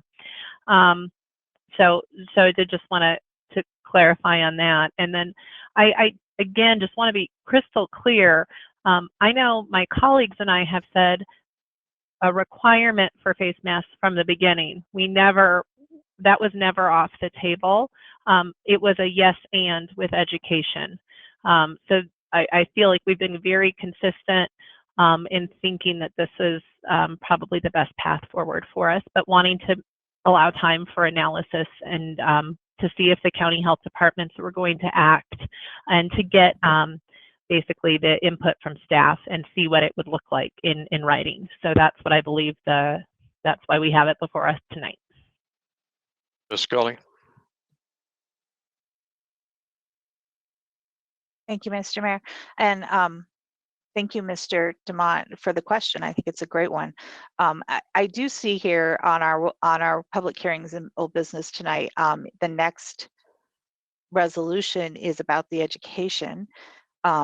It was my understanding that would also be a part of it, and I think that's a really important component of passing this order, is that we do provide education on how to wear masks, who should wear masks, what to think of other people who are wearing masks or are not wearing masks. I have some similar concerns, people who medically can't wear a mask. I was in a business this last weekend where, God bless the gentleman behind me, he tried really hard to wear a mask, but he just couldn't breathe through it. And but he was very kind. He stepped far enough away from all of us and just kind of pulled it from his mouth. I really appreciated that. And I think that's just what we're asking. We're asking for people to give it a go, give it your best work as you can. I have similar concerns with inclusivity. I worry about populations of color and how they can be viewed. I know there's been a lot of articles on it and concern around it, and I want to make sure that's part of our education. So, you know, working together and being tolerant of one another, I think those are the key components here. Maybe that's what we're all meant to learn through this really challenging time of our history. I don't know. But I hope that answers your question. Mr. Vold? Thank you, Mr. Mayor. I think Councilor Demott raises an excellent point. I'm very sympathetic to what he says. I think Councilor Scully just said everything I was going to say, which is I think the second part of this is that public outreach and education portion. And I think shaming, however, has gone both ways. I think you can't say it's just directed one way. So I do want to raise that issue. But I think the public education portion, where if somebody cannot, for anxiety reasons, wear it, I think then we need to be reminding people of that, and shaming shouldn't happen on either side. But I think Councilor Demott raises a really good issue, and I'm sympathetic to that. And hopefully this next piece, the public outreach portion, would help with individuals if they're feeling shamed, or if they have a reason through anxiety or some other reason, like Councilor Scully very more articulately than me hit on. I think that's where I see that happening. So thank you, and thanks for that point. I think it's a good one. Mr. Seymour, you have a comment? No, Mr. Mayor, I'd like to call the question to a vote, please. All right. If you would allow, Mr. Seymour, I've tried to give council as much latitude as possible to put their position in. Before you call a question, I'd like to put my own in, if you don't mind. And then I'll call the question. Absolutely, Mayor. Thank you very much. We have looked at this back and forth as we've had testimony from the council members and from input from the citizens in a multitude of ways. The thing that is driving me to look at this is, what are we doing to protect the public? And sometimes we have to protect the public from itself. But one of the things that we have seen repeatedly, and we need to stand by, we've lost some audio. So we'll take a short break.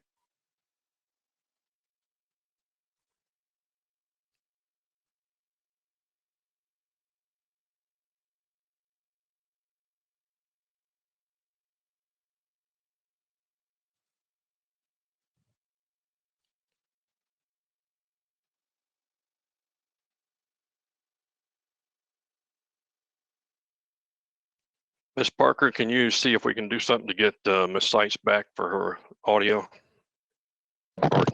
Yes, if you all will just stand by for one moment, we're working on it. Okay, thank you. I believe I'm back on. Can you hear me? Yes, we can. Thank you. Okay. I believe everybody's back on, but to finish my thought, councils have made a lot of serious comments, and I'm trying to look at the three motions that are about to come before us on item 10, B1, B2, and B3. B1, which is resolution 17A, says that we're going to mandate the use of face coverings throughout the city. There's been testimony from our council members that that is true, that we have many other cities that have already gone that way, and some of the largest ones in the metro area. One of the things that we've heard from some of our health departments is the whole issue of masks, face coverings, stay at home, safer at home orders has become more political than it is public health. And unfortunately, it's gotten very ugly in many areas, to the point of people receiving threats at the county health departments, even some that we dealt with through the PD this weekend. The other part of this is that we have been asked to help protect the people who are in the critical businesses that were mandated by state mandate that they had to wear face coverings. In looking at this on the many calls that I sit in on either a daily basis or weekly basis, this is all over the board of needing to try to do everything we can responsibly to protect the health and welfare of our communities. We've had this issue up and down for 2 weeks. We've had a lot of discussion about it. And I am very concerned that if we don't do something to push this issue as far as we can to protect the citizens of the city, we're going to have a bigger input of this than we want. We've now been told that since March that this was likely not going to affect children. Yet today we see almost 5 dead from this already in just one city, and that's in New York. But we don't know the extent of this. I fully agree with the piece that the sheriff or police chief and I have talked about. My interpretation of this is that business will be able to use this to help force the issue for somebody who decides not to come into their business, that they've got something to back them up. The businesses I've talked to, I've been very explicit. If this goes through, we are not stationing police officers at your business. It will be up to you to enforce it. If you have an issue that escalates beyond that and somebody refuses to leave the site or causes a disturbance, then that becomes a different issue. Then that truly is a police call. But it's only when the point of the store says that I can't get this person to comply and they won't leave. Then that's the only time that I would see the police would get involved.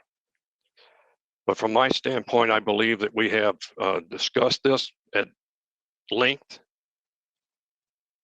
I think that we need to do everything we can to protect ourselves, as many of our other communities have.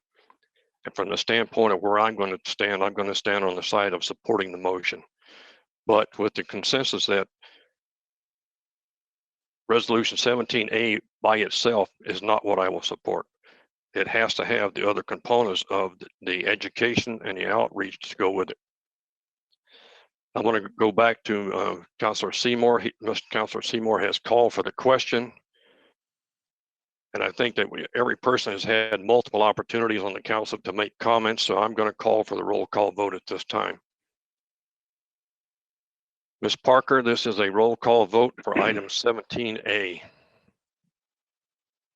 Thank you, Mr. Mayor. Councilor Seymour, No. Councilor Scully, Yes. Councilor Smith,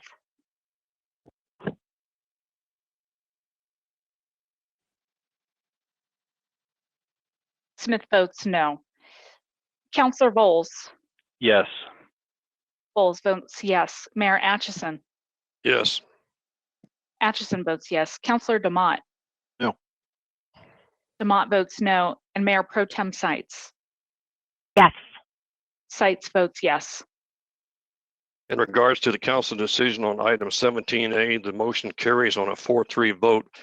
Let me confirm too, as a part of the next question, as we're talking about education, whoever makes the motion for this, if you would also include in the motion what the city manager had talked about, so that as part of that outreach program and education, if it's approved, that we would include the funds to provide face coverings for the businesses that desire those, and we would put a budget in there of $100,000. Ms. Sights, I'll come back to you. That's the motion. For item 17B. Thank you, Mr. Mayor. I move to adopt resolution number 17B, implementing a city-sponsored education campaign regarding COVID-19 and the recommendations from the state and local health department to include up to $100,000 towards facial coverings to be distributed using CARES dollars for that expense. Okay. Ms. Smith, I have you want to make a comment, but did you want to make the second? All right, never mind, you was through. All right, Mr. Voles, if you would, please. Thank you, Mr. Mayor. I second the motion. Okay, I have a motion and a second for the approval of item resolution 17B, implementing an educational program as well as funds for $100,000 to buy face coverings to be distributed to the businesses that desire them. Are there comments or questions from the council in regards to item 17B? Mr. Seymour. Thank you, Mr. Mayor. And while I know it would fall under a CARES Act reimbursement, the availability of inexpensive cloth masks has exploded just in the last couple of weeks. As a local business owner, I ordered 500 masks and that they were at less than 69 cents a piece, and those were delivered to my office in a timely fashion. So I think there is available market for that, and it's a reasonably local market that is available to all business owners. Thank you. Thank you, Mr. Seymour. And I think the information that we have, Mr. Tripp, I think as I recall, we're in the neighborhood of about maybe 40 cents a mask, and the ones that the city is looking to propose to provide to the businesses. Yes, that was the information that I had 2 weeks ago. I think I mentioned at that time. Yes, okay. Ms. Scully, you have a comment? I do. Thank you, Mr. Mayor. I would just like to reiterate the importance of considering equity, inclusivity, and diversity when we are providing education on facial coverings. I want to make sure that we protect all of our populations, especially making sure that we provide the information in multiple languages, and we address that some populations are fearful of wearing masks, and that may be an anxiety that arises, and that we need to be lenient and culturally aware. Okay. Mr. Frankel, you have a comment. Thank you, Mr. Mayor. Staff would make one request, and that the additional language that's been proposed regarding up to $100,000 for purchase of cloth face coverings, if we could add a finding that this expenditure is necessary due to the public health emergency with respect to COVID-19, I believe that language will assist us with our request for reimbursement of CARES funds. Is the motion that Councilor Seitz made on this, is that not sufficient enough, or do you need something added to clarify that? We would propose adding that specific language, in that I believe that assists the city with obtaining reimbursement through CARES Act funding. Okay. For Mr. Seymour, I'll come to you in just a second. Ms. Seitz, there's been a request by the city attorney to amend the motion you made, and based upon his comments, are you okay with an amendment? I am okay with an amendment. Okay, going to the second maker of the motion, Mr. Voles, are you also okay? Yes, absolutely. Thank you. Okay, so we have a friendly amendment offer that has been accepted by the maker of the motion and the second. I'll turn back to the group. Mr. Seymour, you had a question. Yes, thank you, Mr. Mayor. I didn't cover it in my first section, so my apologies. I have two questions. One is, do we have, aside from the added mask budget, do we have an idea of what our budget will be for this section 1, the educational outreach campaign? And 2, will that require any outside assistance, outside contracts? Mr. Tripp, I'll run it back to you. Do you have any staff that might be able to answer Councilor Seymour's question? Well, I can tell you that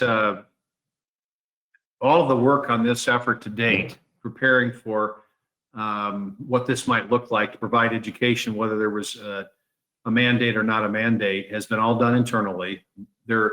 I don't believe there are any or very many education programs that don't require some outside expenses. We buy FaceTime, airtime, and use those mechanisms. I'm not aware that there's any plan, given particularly the tight time frame, to hire professional consulting. But I would leave that to our staff to figure.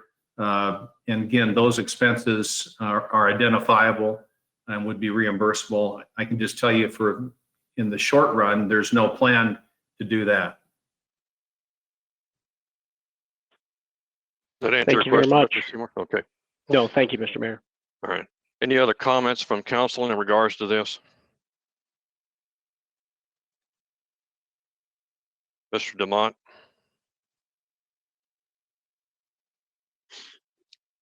So my colleagues passing the last item, protecting us from ourselves, pointed out a point about education, and part of that being, educating people about people that don't wear masks. Can you talk to me about your thoughts on that? Because that's not something I really anticipated us having to do. So has staff actually thought through that piece of education? Mr. Tripp, I'll turn it back to you if you've got somebody else you want to push it to. Yeah, I'll call Ryan Hagren this up. And Ryan, to the extent that you can, because I know you've got a lot of the work in front of you here, but please attempt to answer the councilor's question.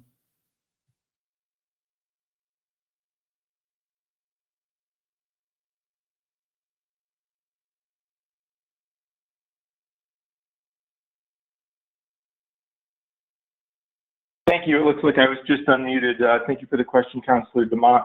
And I want to make sure, and please let me know if I don't fully answer your question.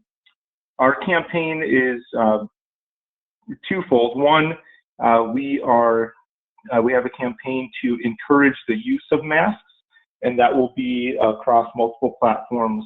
And it's really promoting the use of face coverings as a sign of mutual respect to others, that you're not just wearing a face covering to protect yourself, but you're doing it for the benefit of those around you that may be at risk. And that's the primary emphasis of that particular campaign. Coupled with that, we will also be sharing information from trusted sources on the use of face coverings. So those would be our state CDPHE and the counties, in terms of how to properly use a face covering and the benefits of doing so. I'm not sure if that entirely, I'm not sure if I caught the nuance of your question there, so please let me know. That's all good, and I appreciate that, and I think that stuff is all necessary with the good education campaign. However, with the ad here of a mandate that was just passed by the majority of the council, I want to make sure that people also are educated that there are people, for good reason, we are not requiring to wear masks for medical reasons. Furthermore, I would like to make sure that the educational component lets people know of their rights that might be in one of those demographics, as well as what recourse they might have if they do land subject to harassment. Thank you, Councilor Demott. Now I understand better your point. And yes, we will certainly be sure that we have the appropriate FAQs on our site to inform people, and also to use that type of information on social media when there are questions, as there have been and certainly will continue to be. Great, thank you very much. Any other questions or comments in regards to Resolution 17B from the council? I remind council that 17B is amended. So Ms. Seitz, you and the second maker have both accepted the amendment from the city attorney's office. We'll move forward with a roll call vote, if you would, Ms. Parker. Thank you, Mr. Mayor. Councilor Scully,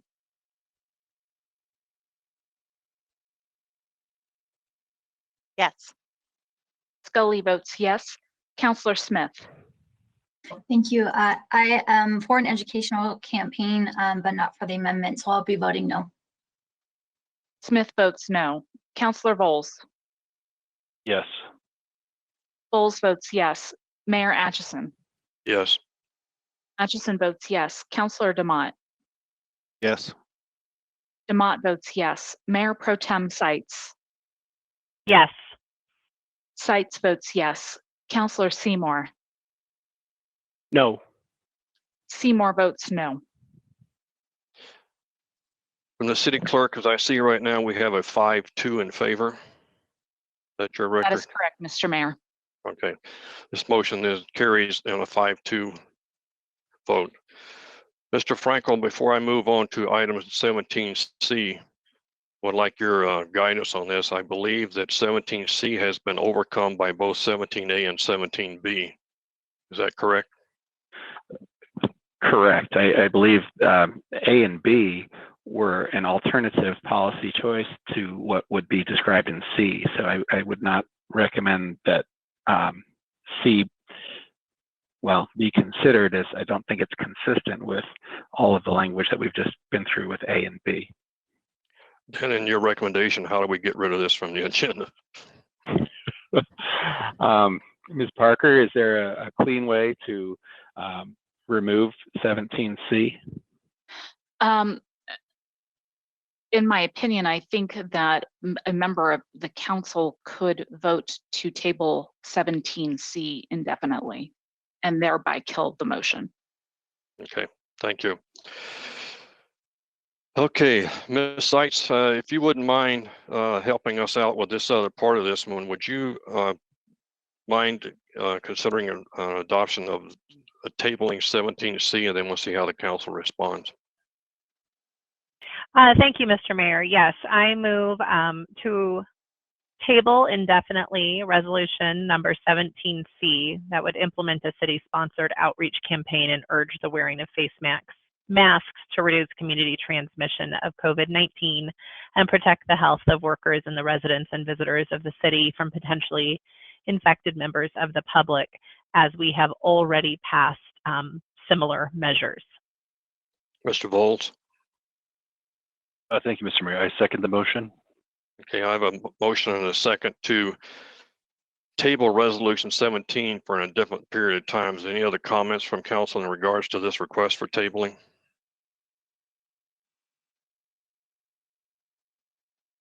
All right, seeing none, Ms. Parker. Thank you, Mr. Mayor. Councilor Smith.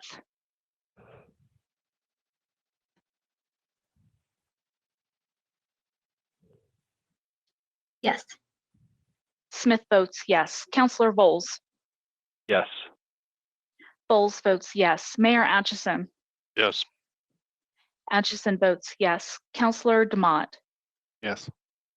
DeMott votes yes. Mayor Pro Tem Sights. Yes. Sights votes yes. Councilor Seymour. Yes. Seymour votes yes. Councilor Scully. Yes. And Scully votes yes. Thank you, council. This motion to table item 17C indefinitely is carried on a vote of 7-0. Moving to our next item of business, item 10C is authorization for execute a contract with Interface Communications Company.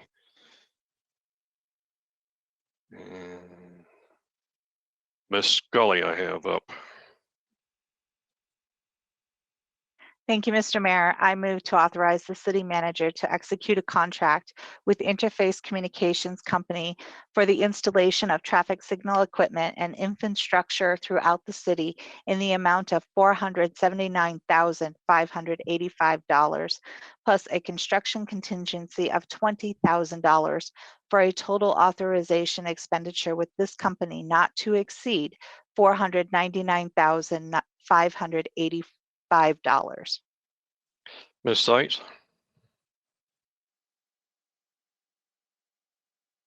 Second. Okay, I have a motion and a second. Is there any discussion in regards to item 10C from the council?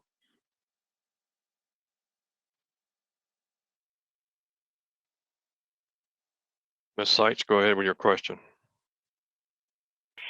Thank you. I was wondering, I did read through the staff report and perhaps I missed it, but as we are updating these poles, I know there was a lot of corrosion and we're also changing out the boxes. Are we going to be utilizing this opportunity to implement some smart street strategies for mobility and traffic? I think the short Mr. answer Tripp. is the updates, Mayor Pro Tem Seitz, the updates do some of that, but I'm going to ask Keith Klein maybe to go into a little bit more detail, and he can do a more thorough job of answering your question. Good evening, Council, Mayor, and Mayor Pro Tem. Keith Klein, City Transportation Engineer.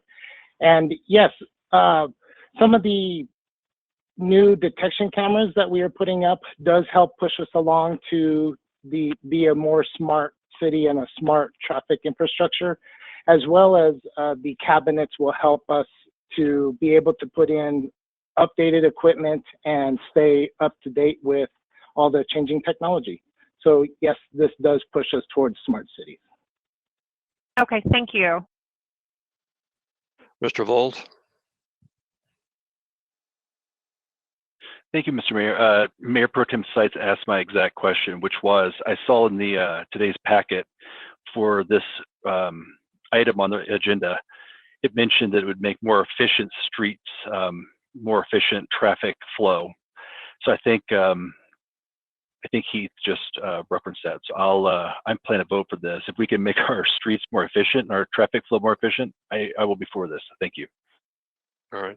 Other questions or comments in regards to item 10C?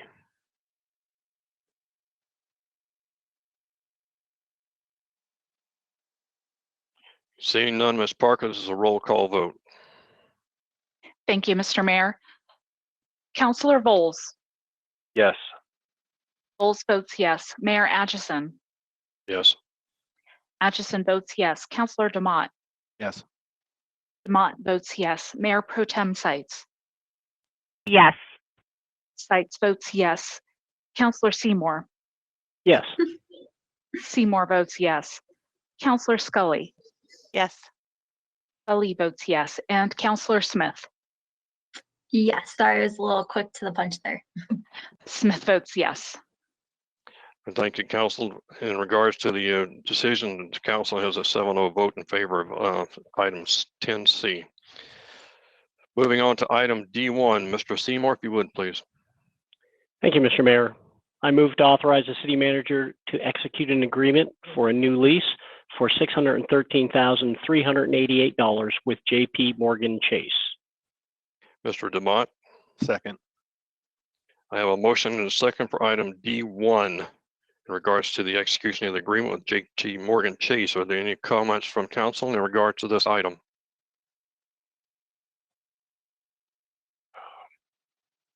Seeing none, Ms. Parker, we're on to item 10D1, please. Mayor Atchison. Yes. Atchison votes yes. Councilor DeMott. Yes. DeMott votes yes. Mayor Pro Tem Seitz. Yes. Seitz votes yes. Councilor Seymour. Yes. Seymour votes yes. Councilor Scully. Yes. Scully votes yes. Councilor Smith. Yes. Smith votes yes. And Councilor Bowles. Yes. Bowles votes yes. Okay, thank you, Council. Item 10D1 carries on a 7-0 vote. Mr. Seymour, would you go do 10D2, please?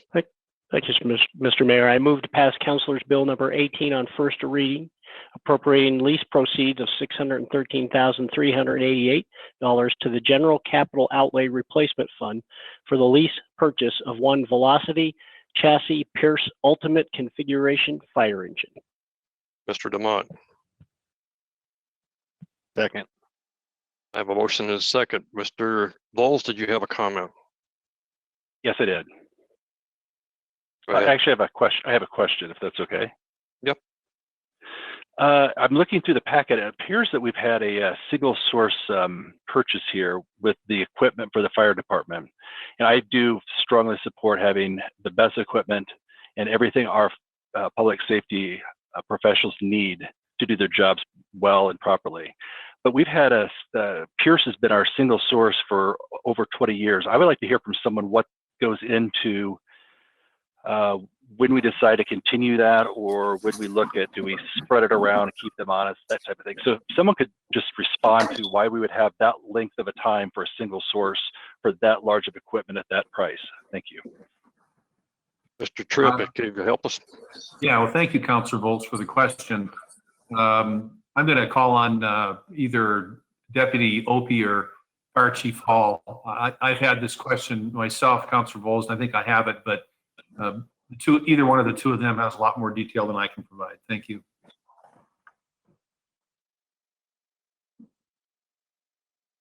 Thank you, City Manager Tripp. This is Barbara Opie. I'm going to defer to Chief Hall for this one, but this is one that longstanding that we do go out and look at these items over every so many years. This one was last renewed by City Council 5 years ago, but if you could please add to that. Thank you, Mrs. Opie. Mayor and Council, this is Doug Hall, Fire Chief. I would offer 4 key points about the sole source, and you're quite right, Councilor Volz. It's actually been closer to 30 years that we've been buying Pierce. And those 4 points, it really boils down to the quality of the product. Pierce is considered by many, and I consider Pierce to be probably the finest fire apparatus manufactured in this country.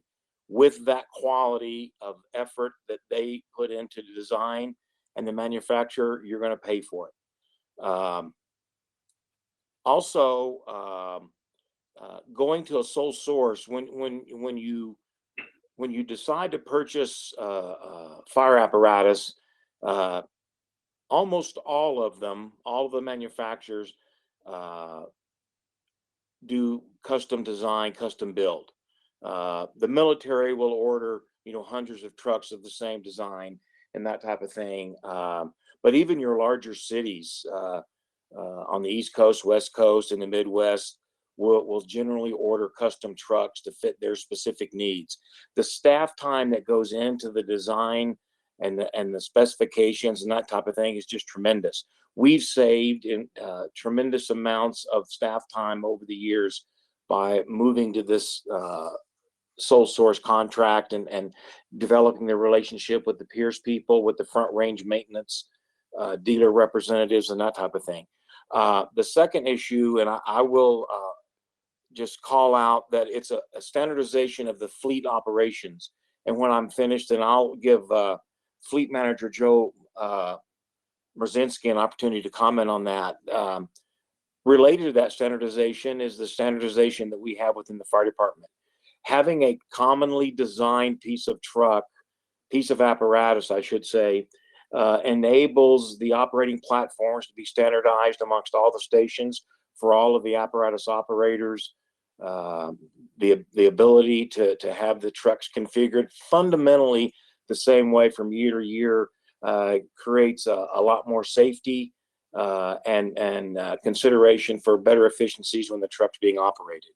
And I'll defer now if Joe from Fleets wants to chime in on the fleet side, and then we'll see what else we can answer for you. Thank you, Chief. Good evening, Mayor, Mayor Pro Tem, Councilor. Joe Mrzinski, Fleet Manager. Yeah, Chief Hall brings up some solid points. On the fleet side of things, fleet consolidation is one of the major players in controlling overall costs when it comes to the training of our technicians, inventory of parts, working with solid local dealer support plays a big factor into controlling costs of fleet.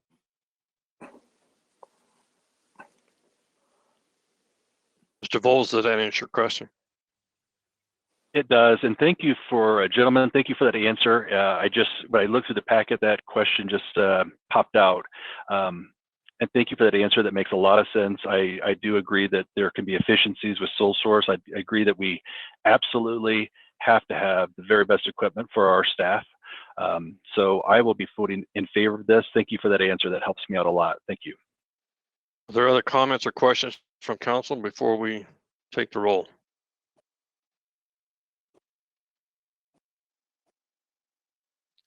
There being no other questions at this time, we have a motion and a second to pass Council Bill number 18 under item 10D2. Ms. Parker, this is a roll call vote. Thank you, Mr. Mayor. Councilor Demott. Yes. Demott votes yes. Mayor Pro Tem Sights. Yes. Sights votes yes. Councilor Seymour. Yes. Seymour votes yes. Councilor Scully. Yes. Scully votes yes. Councilor Smith.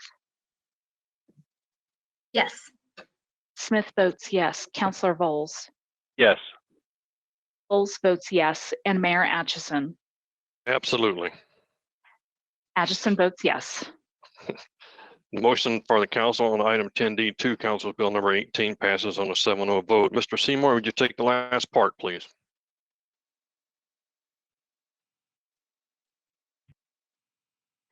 Thank you, Mr. Mayor. I move to authorize the city manager to execute a sole source contract with Front Range Fire Apparatus in the amount of up to $741,888 for one Velocity chassis, Pierce Ultimate Configuration fire engine, which includes a contingency amount of $8,000. Mr. Demott? Second. I have a motion and a second. Any comments or questions on item 10D3?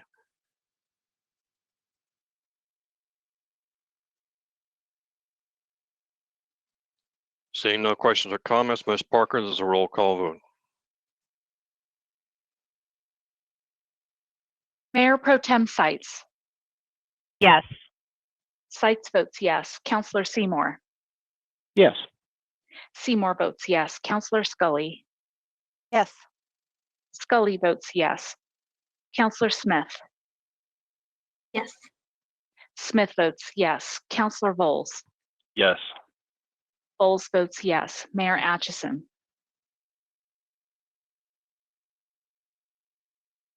Mayor Atchison. Yes. Atchison votes yes. Councilor Demott. Yes. And Demott votes yes. Ms. Parker, I lost the audio for just a second. Did we have anybody who objected? No, sir, we got you on the audio at the very last moment. Okay, all right, thank you. And ma'am. Nobody voted no. All right, and item 10D3 carries on a council vote of 7-0.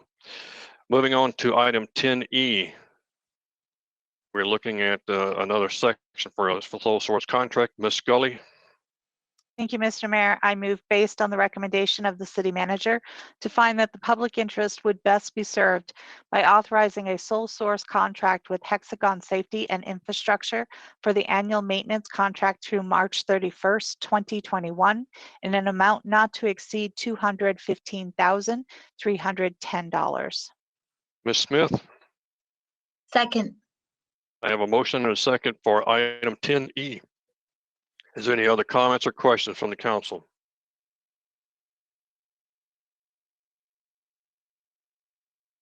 Seeing none, Ms. Parker, roll call vote if you would, please. Thank you, Mr. Mayor. Councilor Seymour. Yes. Seymour votes yes. Councilor Scully. Yes. Scully votes yes. Councilor Smith. Yes. Smith votes yes. Councilor Voles. Yes. Voles votes yes. Mayor Atchison. Yes. Atchison votes yes. Councilor Demott. Yes. Demott votes yes. And Mayor Pro Tem Sights. Yes. Sights votes yes. All right, thank you, council. That concludes the items that we need to take care of business. That item 10E2 passes on a vote of 7-0. The remainder of the items that we have on the agenda for tonight are discussion and updates in regards to the COVID and possible next steps. Mr. Tripp, I'm going to let you start with your portion of this.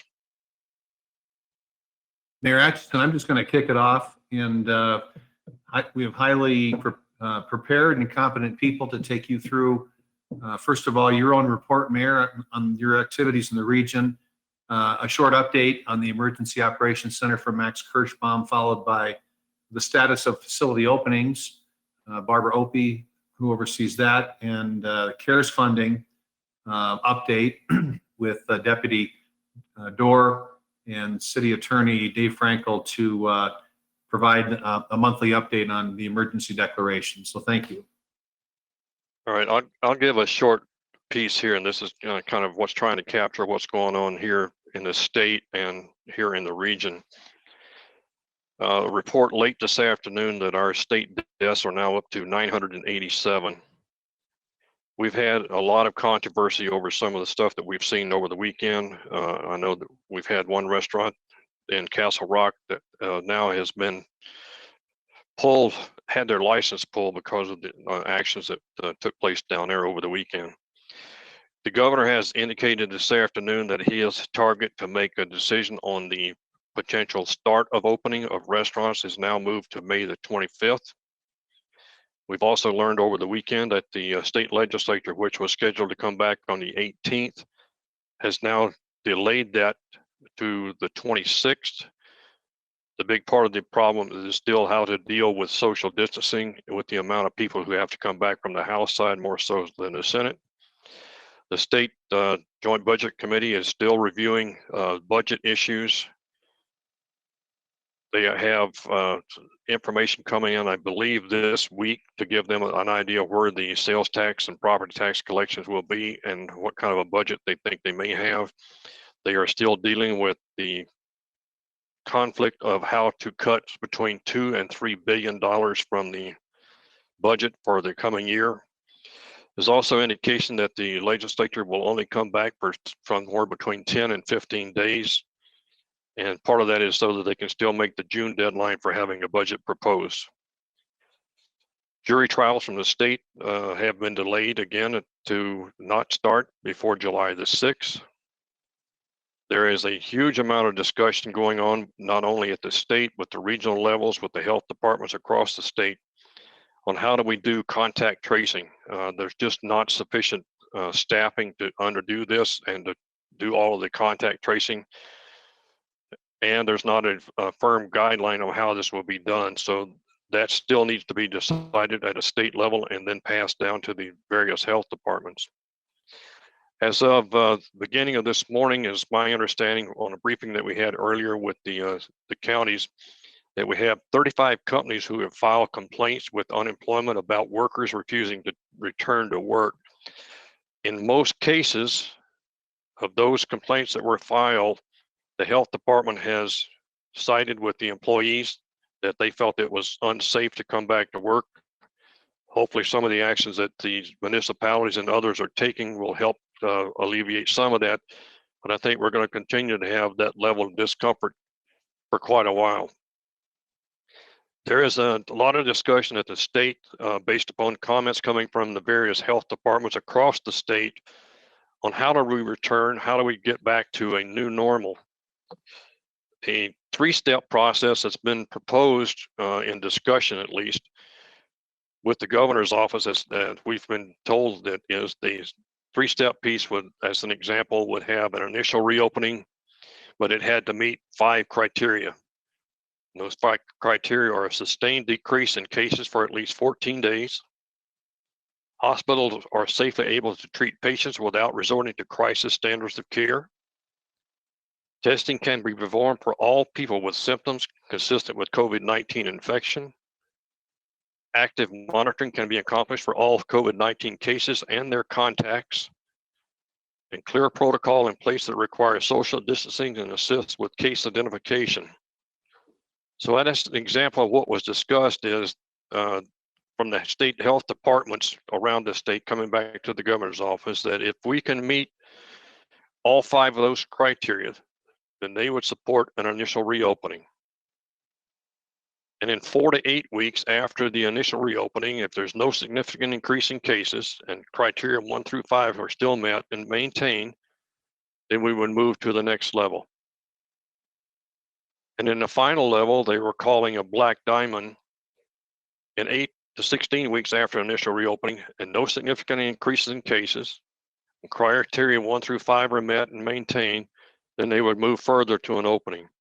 Now, each of these levels, going back to particularly what was driving some of this, is the gathering of people.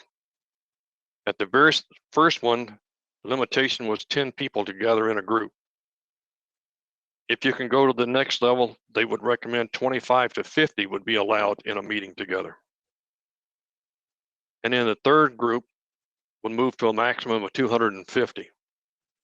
So that still has a major issue with anything to do with large conventions or large gatherings come into place. So at least for the next 16 weeks after the first level, we would still have a lot of issues in there. This still has a graduated recommendation for reopening of restaurants and bars, which we expect to see some guidance from the governor's office coming on by the 25th. I do not believe that, based upon the conversations that I've been a part of, that the governor is going to open up wide open. It's going to be a slow opening. I think the impact of what we have heard from right now is that 65% of the businesses that have been polled through the Denver Business Journal believe that we are already reopening too fast. As what we have seen with the companies that have filed complaints, we have the issue of people not wanting to come back to work because they feel uncomfortable or don't believe it's safe. And that if the unemployment rate continues to give people a higher rate of income than what they were making in their jobs, there's still also that reluctance to give up that additional funds. There is still a lot of moving parts to all the discussions that are going on. We will have to continue to look to the state to give us the basis of where we're going. We would like to not go back to stay-at-home orders, but as we can, continue to open businesses, open up restaurants and bars to the point where we can, but hopefully not require them to open if they do not feel that they are unsafe and cannot mandate the ability to reopen from a financial standpoint. So a lot of these things that are going on are still going to go on for a while. I don't think we're going to see a lot of movement over the next 2 weeks without some clear guidance come from the states and getting the health departments. Once the state has made a recommendation, to get the buy-in from the health departments that they're going to stay with that and not go restricted to higher levels. So for right now, that's the best I have for you. So if we could go to Mr. Kirschbaum with the EOC updates. Thank you, Mr. Mayor. This is Max Kirschbaum. Tonight, I want to lead with a couple items that are contained in each of the situation reports that we provide through the city manager's office to city council now on a twice weekly basis. One of those being, we have tracked so far total expenditures related to COVID-19 for the city as $231,000. Those costs will continue to accrue, but we'll keep you posted as we go what those costs are. Some of the importance of tracking that carefully is some of those expenditures may be reimbursable, with emphasis on the word may be reimbursable. Secondly, I'd like to speak just to a second to the number of confirmed cases. The mayor just talked about the number of confirmed deaths in the state. Also in the situation report, we provide both Adams County and Jefferson County numbers on confirmed cases and deaths, and we report on the number of confirmed cases in Westminster by pulling numbers from those two county reports. At this time, we are showing, as of today, 278 confirmed cases in Westminster, and that has been increasing about at a rate of approximately 10 per day over the last several days of reporting. Adams County and Jefferson County, when combined, I'll give you the combined number since we sit astride both counties, has grown by a total of 430 cases since Friday, May 7th, so in the last 3 days. an additional 430 cases. If you look at their cumulative total added up between those two counties, it's a little over 4,000. And compare that to the state number of confirmed cases, that's a little over 20% of the confirmed cases occur in these two counties, Adams and Jefferson County. Third, I'll mention that the EOC continues to review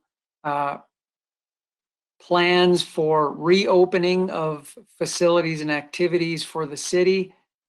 Currently under review are the first phase for libraries, a phased plan for municipal court, and some of the outdoor recreation sites.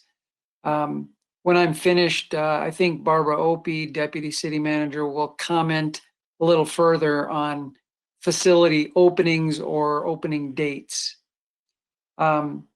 Next, I'll touch very briefly on something that's covered extensively in those daily situation reports through the mass care and feeding emergency support function. We continue to partner with Growing Home Food Bank, and we are making primarily pickup and deliveries of food items from Food Bank of the Rockies.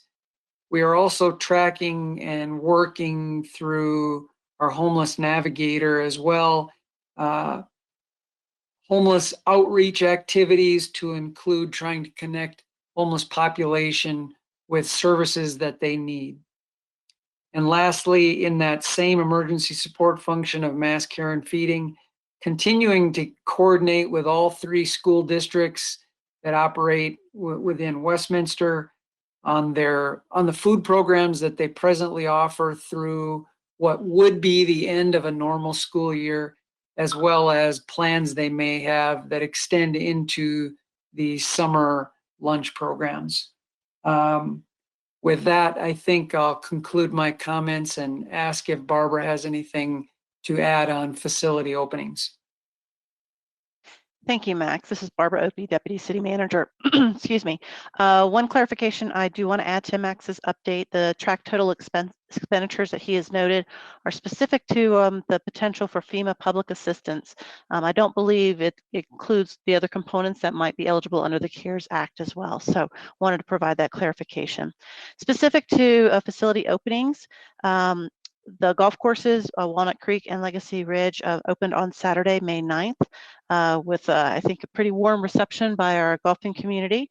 There are restrictions in place that have been that are similar to what other entities or other cities around us are doing as well, restricting the spacing, how close folks are together, and it's limiting the numbers that we're able to actually get through play. Other facilities that are under review, Max had also mentioned the different recreation facilities, the libraries, municipal court, city hall as well. Those things are being developed and processed through the different components. Our focus remains on safety and health of the public and our employees. We're utilizing the public health orders and the CDC guidelines to help us through the planning for the different components of reopening. We're working to ensure that we have with each facility that we have adequate supplies, whether it's face coverings, the disinfectants, the facility modifications that might be necessary associated with the plexiglass kind of shields, and then also making sure that we have proper protocols in place to ensure that we're having the appropriate physical distancing and that our staff is able to fully operate within those conditions. We do not have a date specifically for City Hall opening. We continue to operate remotely and pretty efficiently through the telecommuting and continue to watch the public health orders as we work to be in compliance. We do anticipate it will be a phased opening, gradually bringing in staff and then gradually opening it up to the public with a limited and probably scheduled initial phase process. We'll continue to update City Council and provide information on the web as it becomes available.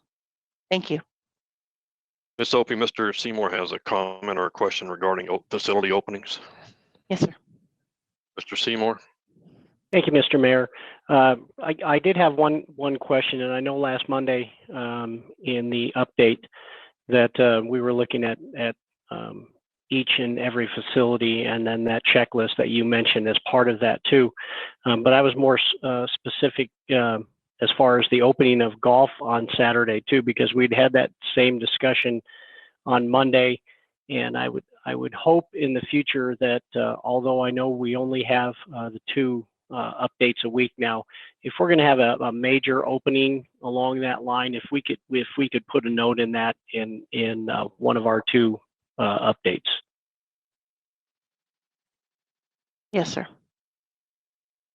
Happy to. Other comments, Mr. Seymour?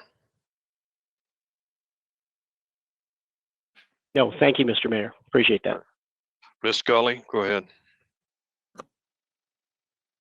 Yeah, I appreciate everything that the city is doing, opening the facilities, really paying attention to everything, working with our school districts on helping them with food for the summer. Thank you so much. I know it means a lot to our residents. We had discussed doing something with the lights on the building of City Hall for our graduating classes at Stanley Lake High School and our Westminster High School and Mountain View High School. Have we found any dates that we could do that on? I know they're graduating in this coming week.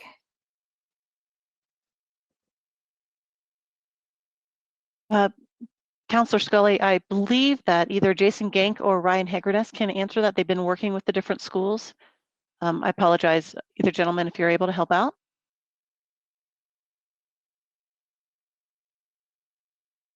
Mr. Hagerness or Mr. Gank, either one of you have a response you'd like to provide? Hi, Jason Gank, Director, Parks, Recreation, and Libraries, and thank you for the question. We do have the ability to manipulate the lights, change the lights for on occasion. I know, for example, I believe it's this Friday coming up, we are going to be turning City Hall lights as well as the Westminster Station lights red, for an example, and we certainly have the ability. I will say that generally speaking, we've reached out to every principal of Westminster based high schools with graduating classes and offered support. And some principals have taken us up on it. Some have not. And I completely understand how busy they are right now. As of today, we don't have that specific request, but we certainly can follow through and see if that is something that folks would like to see happen. Also, I want to put a shout out for the police department. The police department has been doing an extraordinary job with all of our principals in coordinating specific asks that they have, mostly related to traffic control opportunities for kind of car graduation situations. But let me respond back here, within the day or so, as far as any existing requests and what we could do with the color opportunities of lights. Thank you. Ms. Scully, is that okay? Yes, sir. Okay. Other comments or questions from council on the facility openings? If not, we'll move on to the CARES funding with Mr. Dorr. Thank you, Mayor, members of the City Council, and also thank you to Deputy Manager Opie for her comments on the openings. This is Larry Dorr, Chief Financial Officer and Deputy City Manager, and thank you for the opportunity to update you all and the public on CARES funding.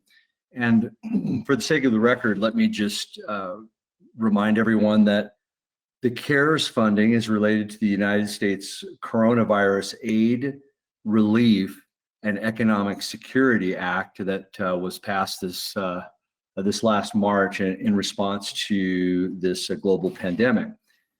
As a result of this, of course, there are funds that have been dispersed to aid in government recovery that have reached to both Jefferson County and Adams County, and the city manager has been in contact with those agencies to secure the funding that has been described in your intergovernmental agreement tonight with Jefferson County and a week ago with Adams County. And I want to thank you, Mayor and members of City Council, for approving that. And now we're phasing into the next stage of logistics. In fact, we've submitted an invoice to Adams County and anticipate receiving the city's distribution later this week. We'll be providing a signed copy of the Jefferson County IGA hopefully tomorrow or Wednesday, and receiving those funds as well by the end of this week.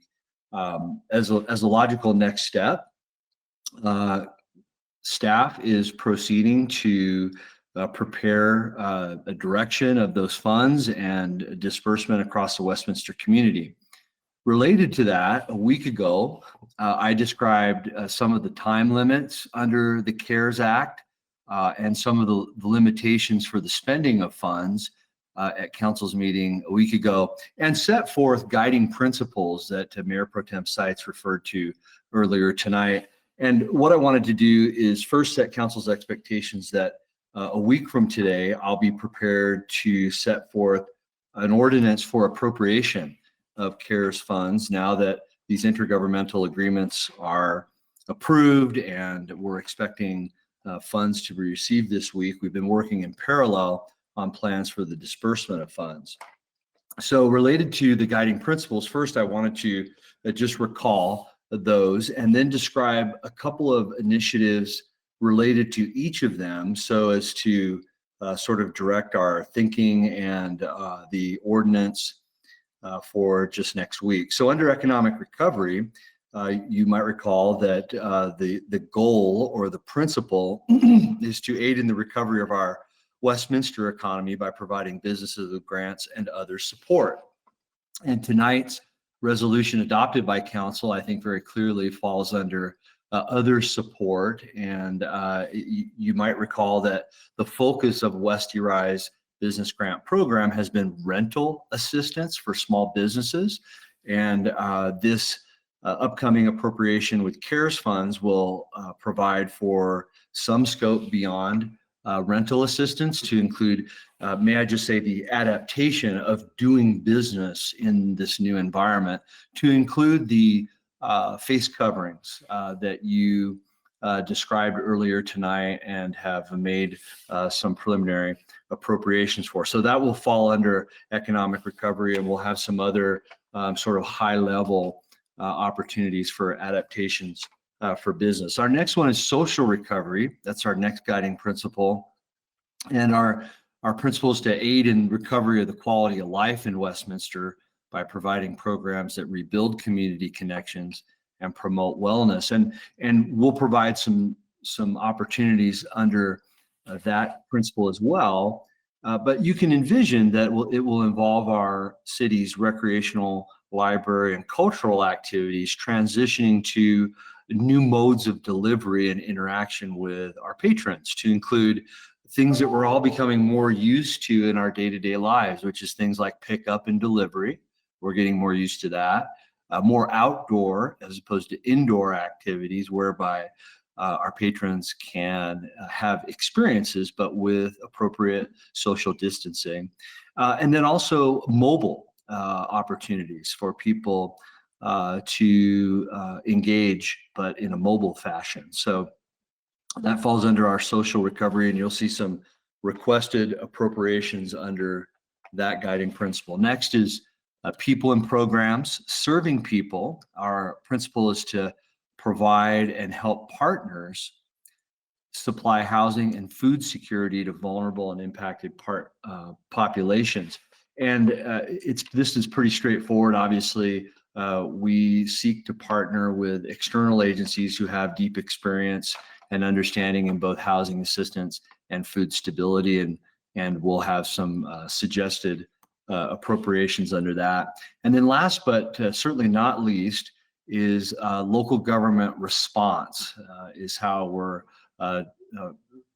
finishing out the guiding principles. And that's really to help our city workforce and visitors respond to the changing work environments. And Deputy Manager Opie described a couple of those in her overview, as did Max Kirschbaum.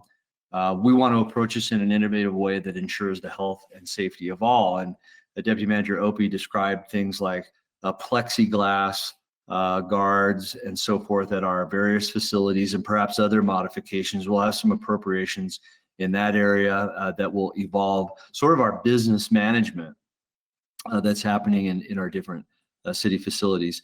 Also, this will aid local government response, will aid in some of the costs related to facial coverings for our city employees who will be returning to facilities. We'll have some costs there. Also, some recovery related to all the technology that's been invested, and we will invest going forward related to doing business. And then last but not least, you can expect some recommended appropriations under hazard pay. We have folks on the front lines in multiple departments, not just police and fire, who are taking on hazards as they do their work. And we are doing a few things in both surveying other city governments across the Front Range, but understanding a policy that recognizes all of those workers that are in a bit of harm's way.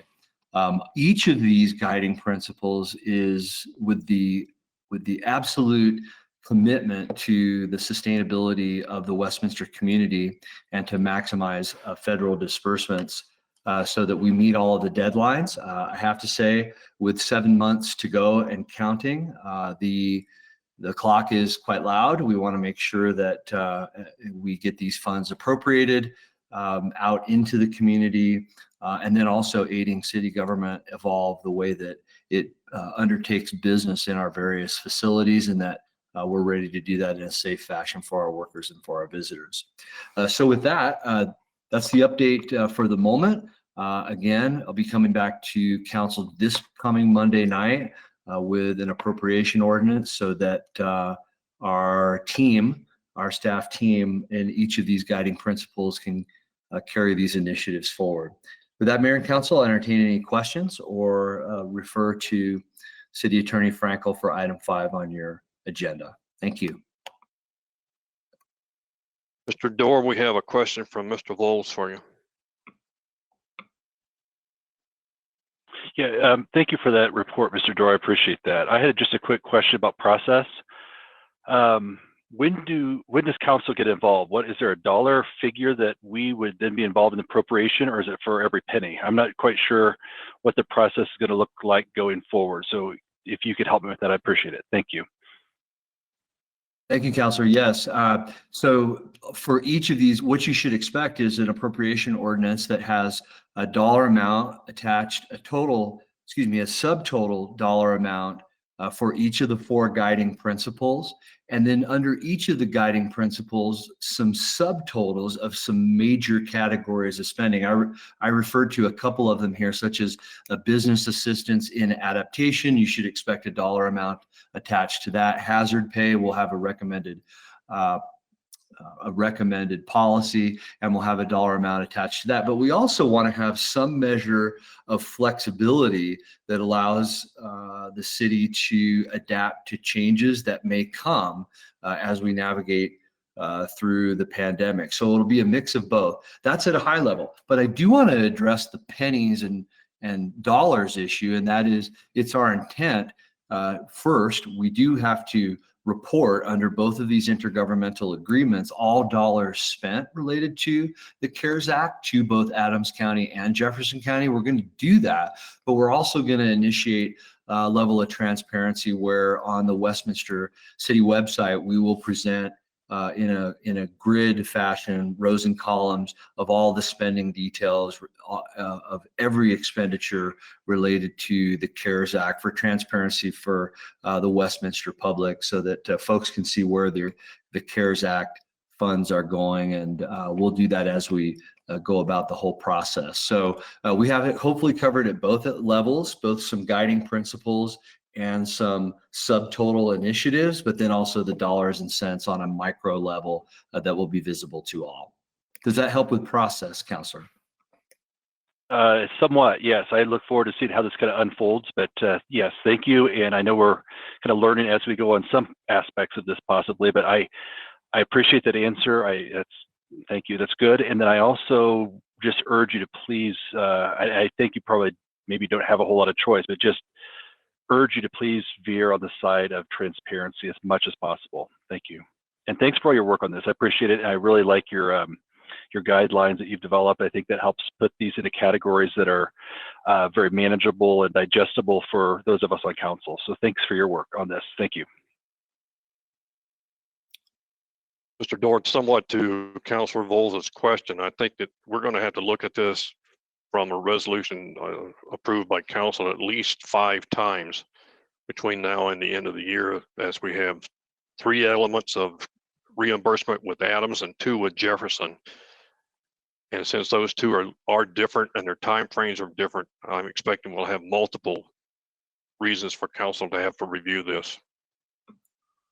Yeah, Mayor, as a follow-up to Councilor Voles, let me also say that obviously we've been working very rapidly to work on a couple of different things in parallel so that we would be prepared for these appropriations related to the various guidelines and so forth. So of course, I will continue to make regular reports to you, Mayor and Council, related to CARES funding and any adaptations, adjustments. We'll always endeavor to remain nimble as we go through this process and seek changes to your policy as we advance through this whole journey in the coming months. So absolutely, we will present as many details as possible in the coming meetings. And continue to communicate and engage with council related to policy matters on CARES.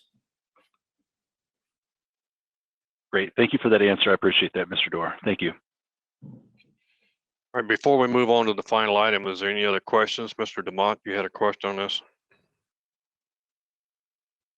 Thank you, Mr. Mayor.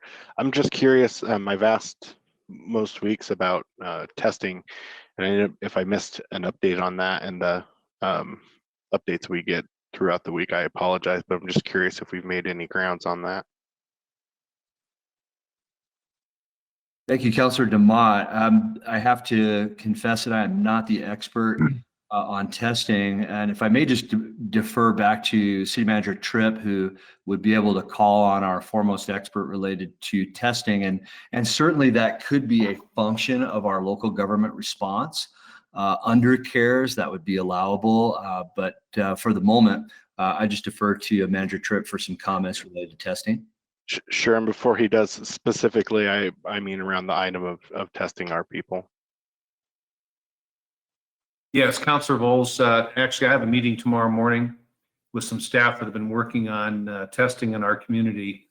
And we also know that testing is going to be an eligible activity, as Larry said, but I'll have something to share with the council probably by the end of this week in one of your reports.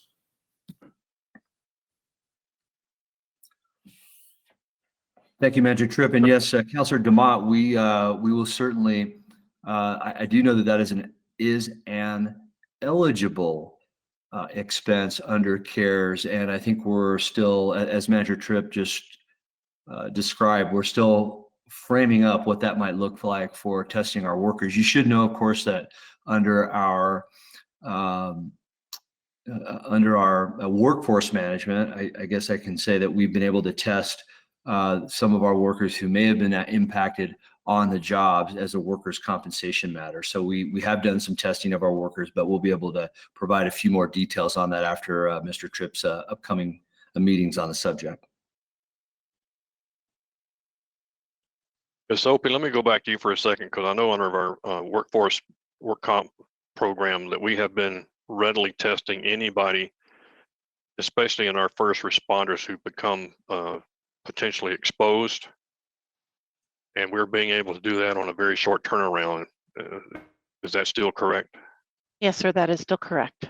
We are averaging around 12 to 24 hour return on that information. It's actually averaging closer to 12 hours. Okay. Mr. DeMott, does that answer your questions for now?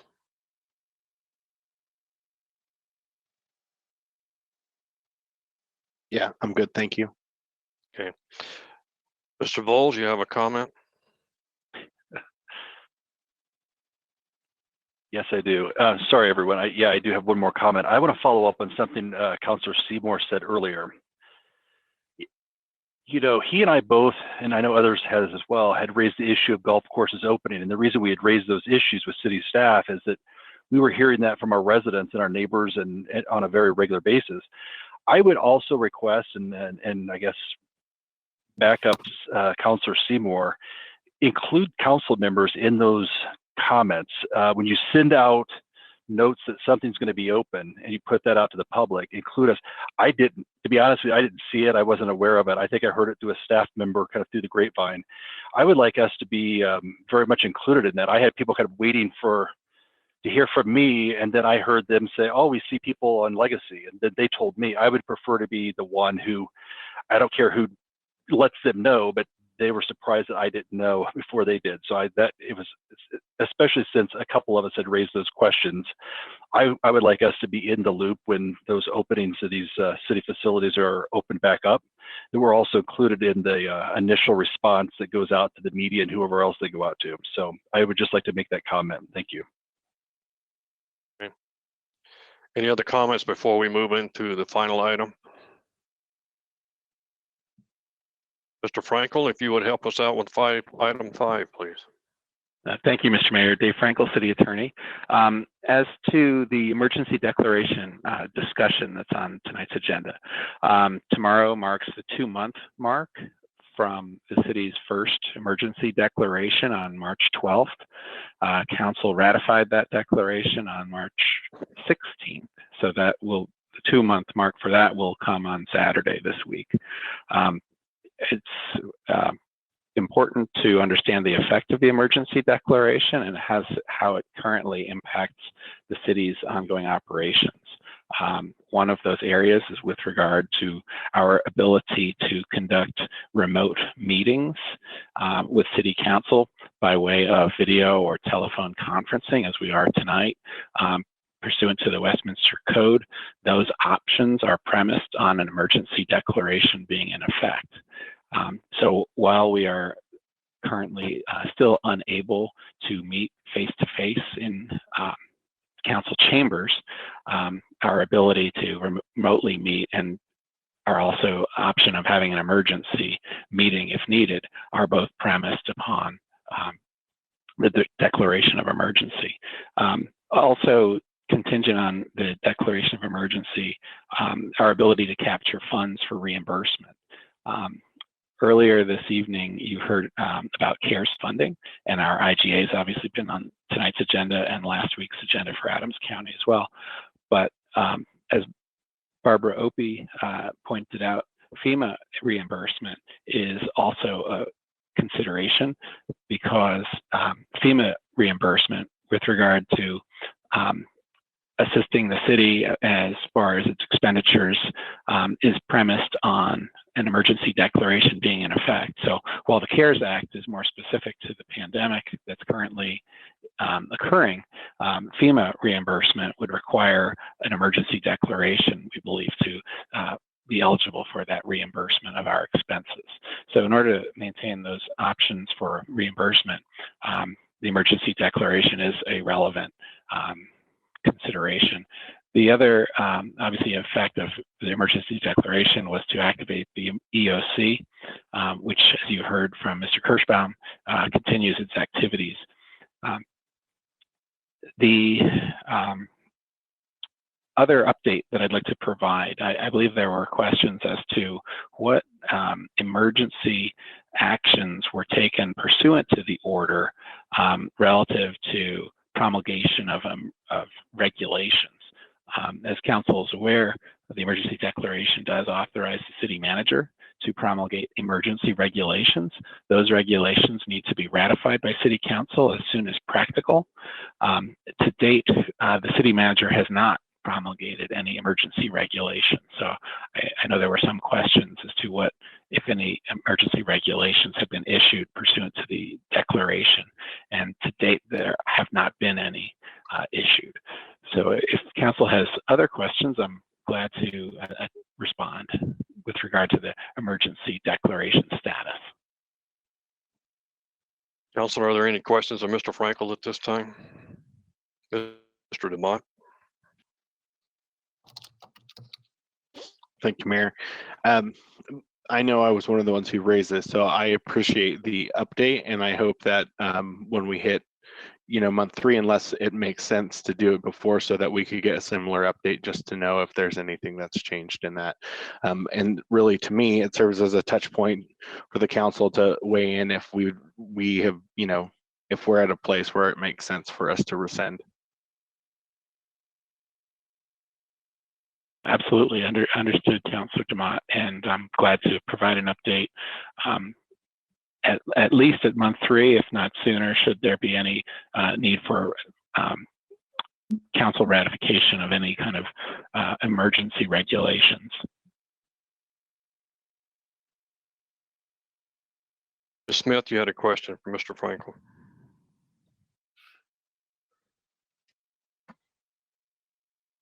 Yes, thank you, Mr. Mayor. Mr. Frankel, with the emergency declaration, how does that work with the resolution just passed tonight as far as masks? I know that we had approved an execution date of May 11th, which is today, but what does that look like as far as expiration? Good question, because obviously, yes, with tonight's action on City Council to adopt 17A and 17B, both of those items are premised on the current emergency that we are in and cite as the bases for both the face covering order as well as the educational outreach campaign. They both cite the circumstances as a need to have both of those go into effect. So the face covering order by its terms can be ended. Pull it up here, but I think City Council can end it at any time if you choose to. It basically goes into effect once it's approved, but it will end when City Council terminates it. So I think you, as council, have that flexibility if you do need to end it. And the same, I suppose, with regard to the public outreach campaign. Should council desire to modify the public outreach campaign resolution, that's certainly within your authority to do at any public meeting if you choose to call that up onto the agenda. But by the terms of the face covering order, it does not itself contain an expiration date. So to your question as to when it would expire by itself, it's not drafted in a manner to just automatically expire.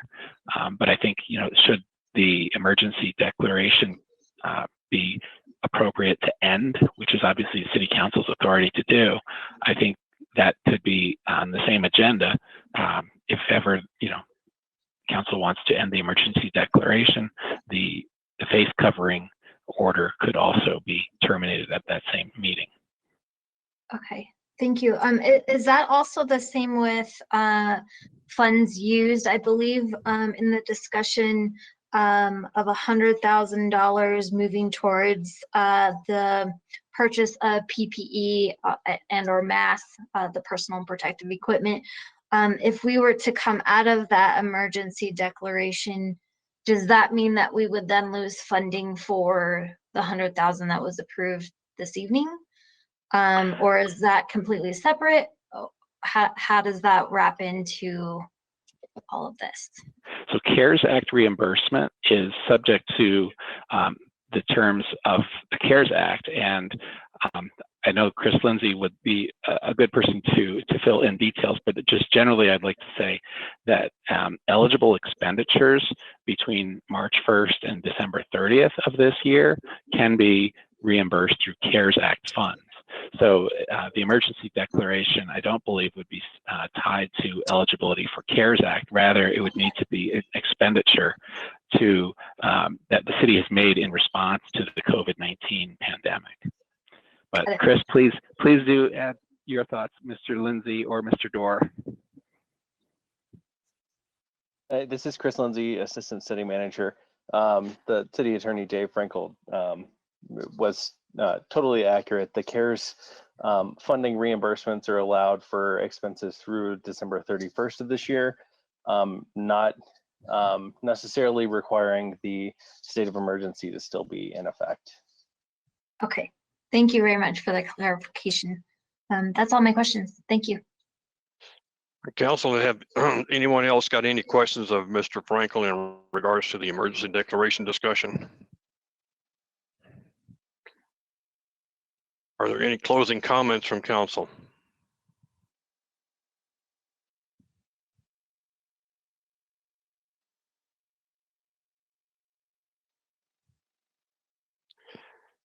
Seeing no closing items, this has covered the items that we have for the public hearing and other new business. We have completed all assigned items from the council agenda for tonight. It is approximately 9:40 this evening. We are therefore adjourned. Thank you, everyone. We'll see you again in a couple of nights.